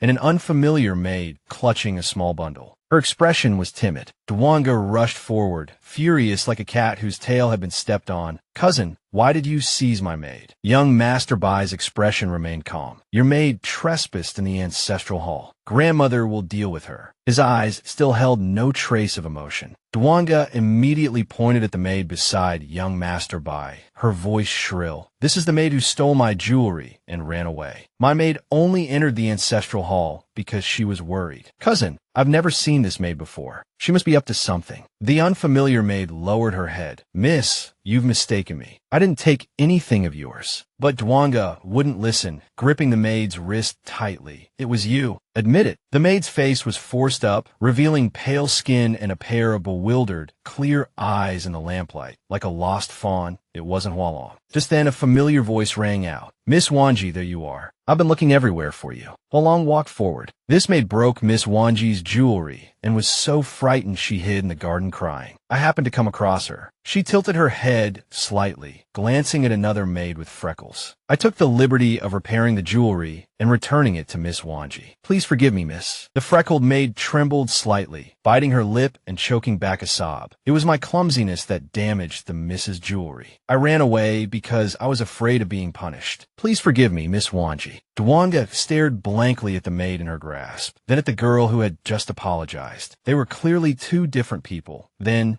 who are you? Hua Long looked at the captured maid, a flicker of surprise in her eyes, quickly replaced by a gentle smile. Xiao Dao, how did you get from Qinghe to the Bai residence? The maid immediately wrenched herself free from Duanga's grasp, tears welling up as she embraced Hua Long. Young master, you suddenly disappeared. Xiao Dao was so worried. At that moment, Xingju stepped forward, explaining softly, young master's maid, Xiao Tao, came to the Bai residence, asking to see him. I happened to be there, so I brought her in to inform young master. We were just about to take her to him. Your young master Bai's maid. Duanga stared blankly at Xiao Dao. You're the maid who broke my jewelry. No, that maid didn't look like you. She began to feel dizzy, clutching her head and stumbling backward. Duanga quickly supported her, softly persuading, sister, it was this maid. She's new, and young master Bai even personally repaired her jewelry. Please forgive her. Duanga helped her sister away, her voice gentle. Sister, let's go find the old madam of the Bee Manor and hand these two troublesome maids over to her. Having said that, she glanced back at Hua Long, who was still standing there. Her gaze flickered over her, a thought crossing her mind, but she quickly looked away. Hua Long stood in place, watching them leave, a faint smile playing on her lips. In Hua Long's room, soft light filtered through the embroidered curtains. Xiao Dao was carefully combing each strand of her hair. Hua Long looked at Xiao Dao. a relaxed smile gracing her lips. Xiao Dao, thank you for saving me today. Otherwise, I would have been caught red-handed by Duanga. Xiao Dao recalled how Qingju had just put her down on the roof. The previous quarrel and commotion had subsided. Now, having caught her breath, Xiao Dao turned to her mistress, worry evident in her voice. Miss, we should return to Qinghe as soon as possible. I inquired about the Bai residence on the way and heard quite a few things. Hualong's eyes flickered. What did you hear? Xiao Tao lowered her voice. Legend has it that shortly after young Master Bai was born, Madame Bai disappeared while praying for blessings. She wasn't found for many years. After she returned, Madame Bai was driven mad. Everyone said she had been defiled by refugees and suspected her chastity was compromised. For years ago, Madame Bai burned herself to death, leaving no remains. It's rumored outside that young Master Bai, disgusted by his mother's disgrace, forced her to her death. Hualong's heart clenched as if gripped by an invisible hand. She shook her head vehemently. Absolutely impossible. He's not that kind of person. Then, turning to Xiao Tao, her voice tinged with weariness, rest early. Tomorrow, I'll bid farewell to young Master Bai and return to Qinghe as soon as possible. The night was as tranquil as autumn water, dotted with stars like countless eyes silently watching the world below. Hualong and Xiao Dao slept in the same bed. Xiao Dao was already fast asleep, muttering roasted chicken leg in her dreams, a trace of drool at the corner of her mouth. Hualong sat up, her eyes full of contemplation, unable to sleep. She recalled young Master Bai's expression in the ancestral hall, the piety in his worship devoid of any pretense. In the flickering candlelight, that figure reappeared in her mind, calm, cautious, and earnest. She got out of bed and murmured to herself, matricide and arson. Hualong walked to the window and gently pushed it open. The night breeze, carrying the scent of flowers and dust, rushed in. Years of palace life have taught me that rumors are often far from the truth. To clear his name, I must uncover the truth. She looked up at the starry sky, and young Master Bai's voice seemed to echo in her mind. After only a few days together, you think you see through me. How laughable. Hualong's heart ached slightly. It's just. He doesn't seem willing to explain either. Forget it. Interfering further will only annoy him more. Suddenly, a faint melody drifted into her ears.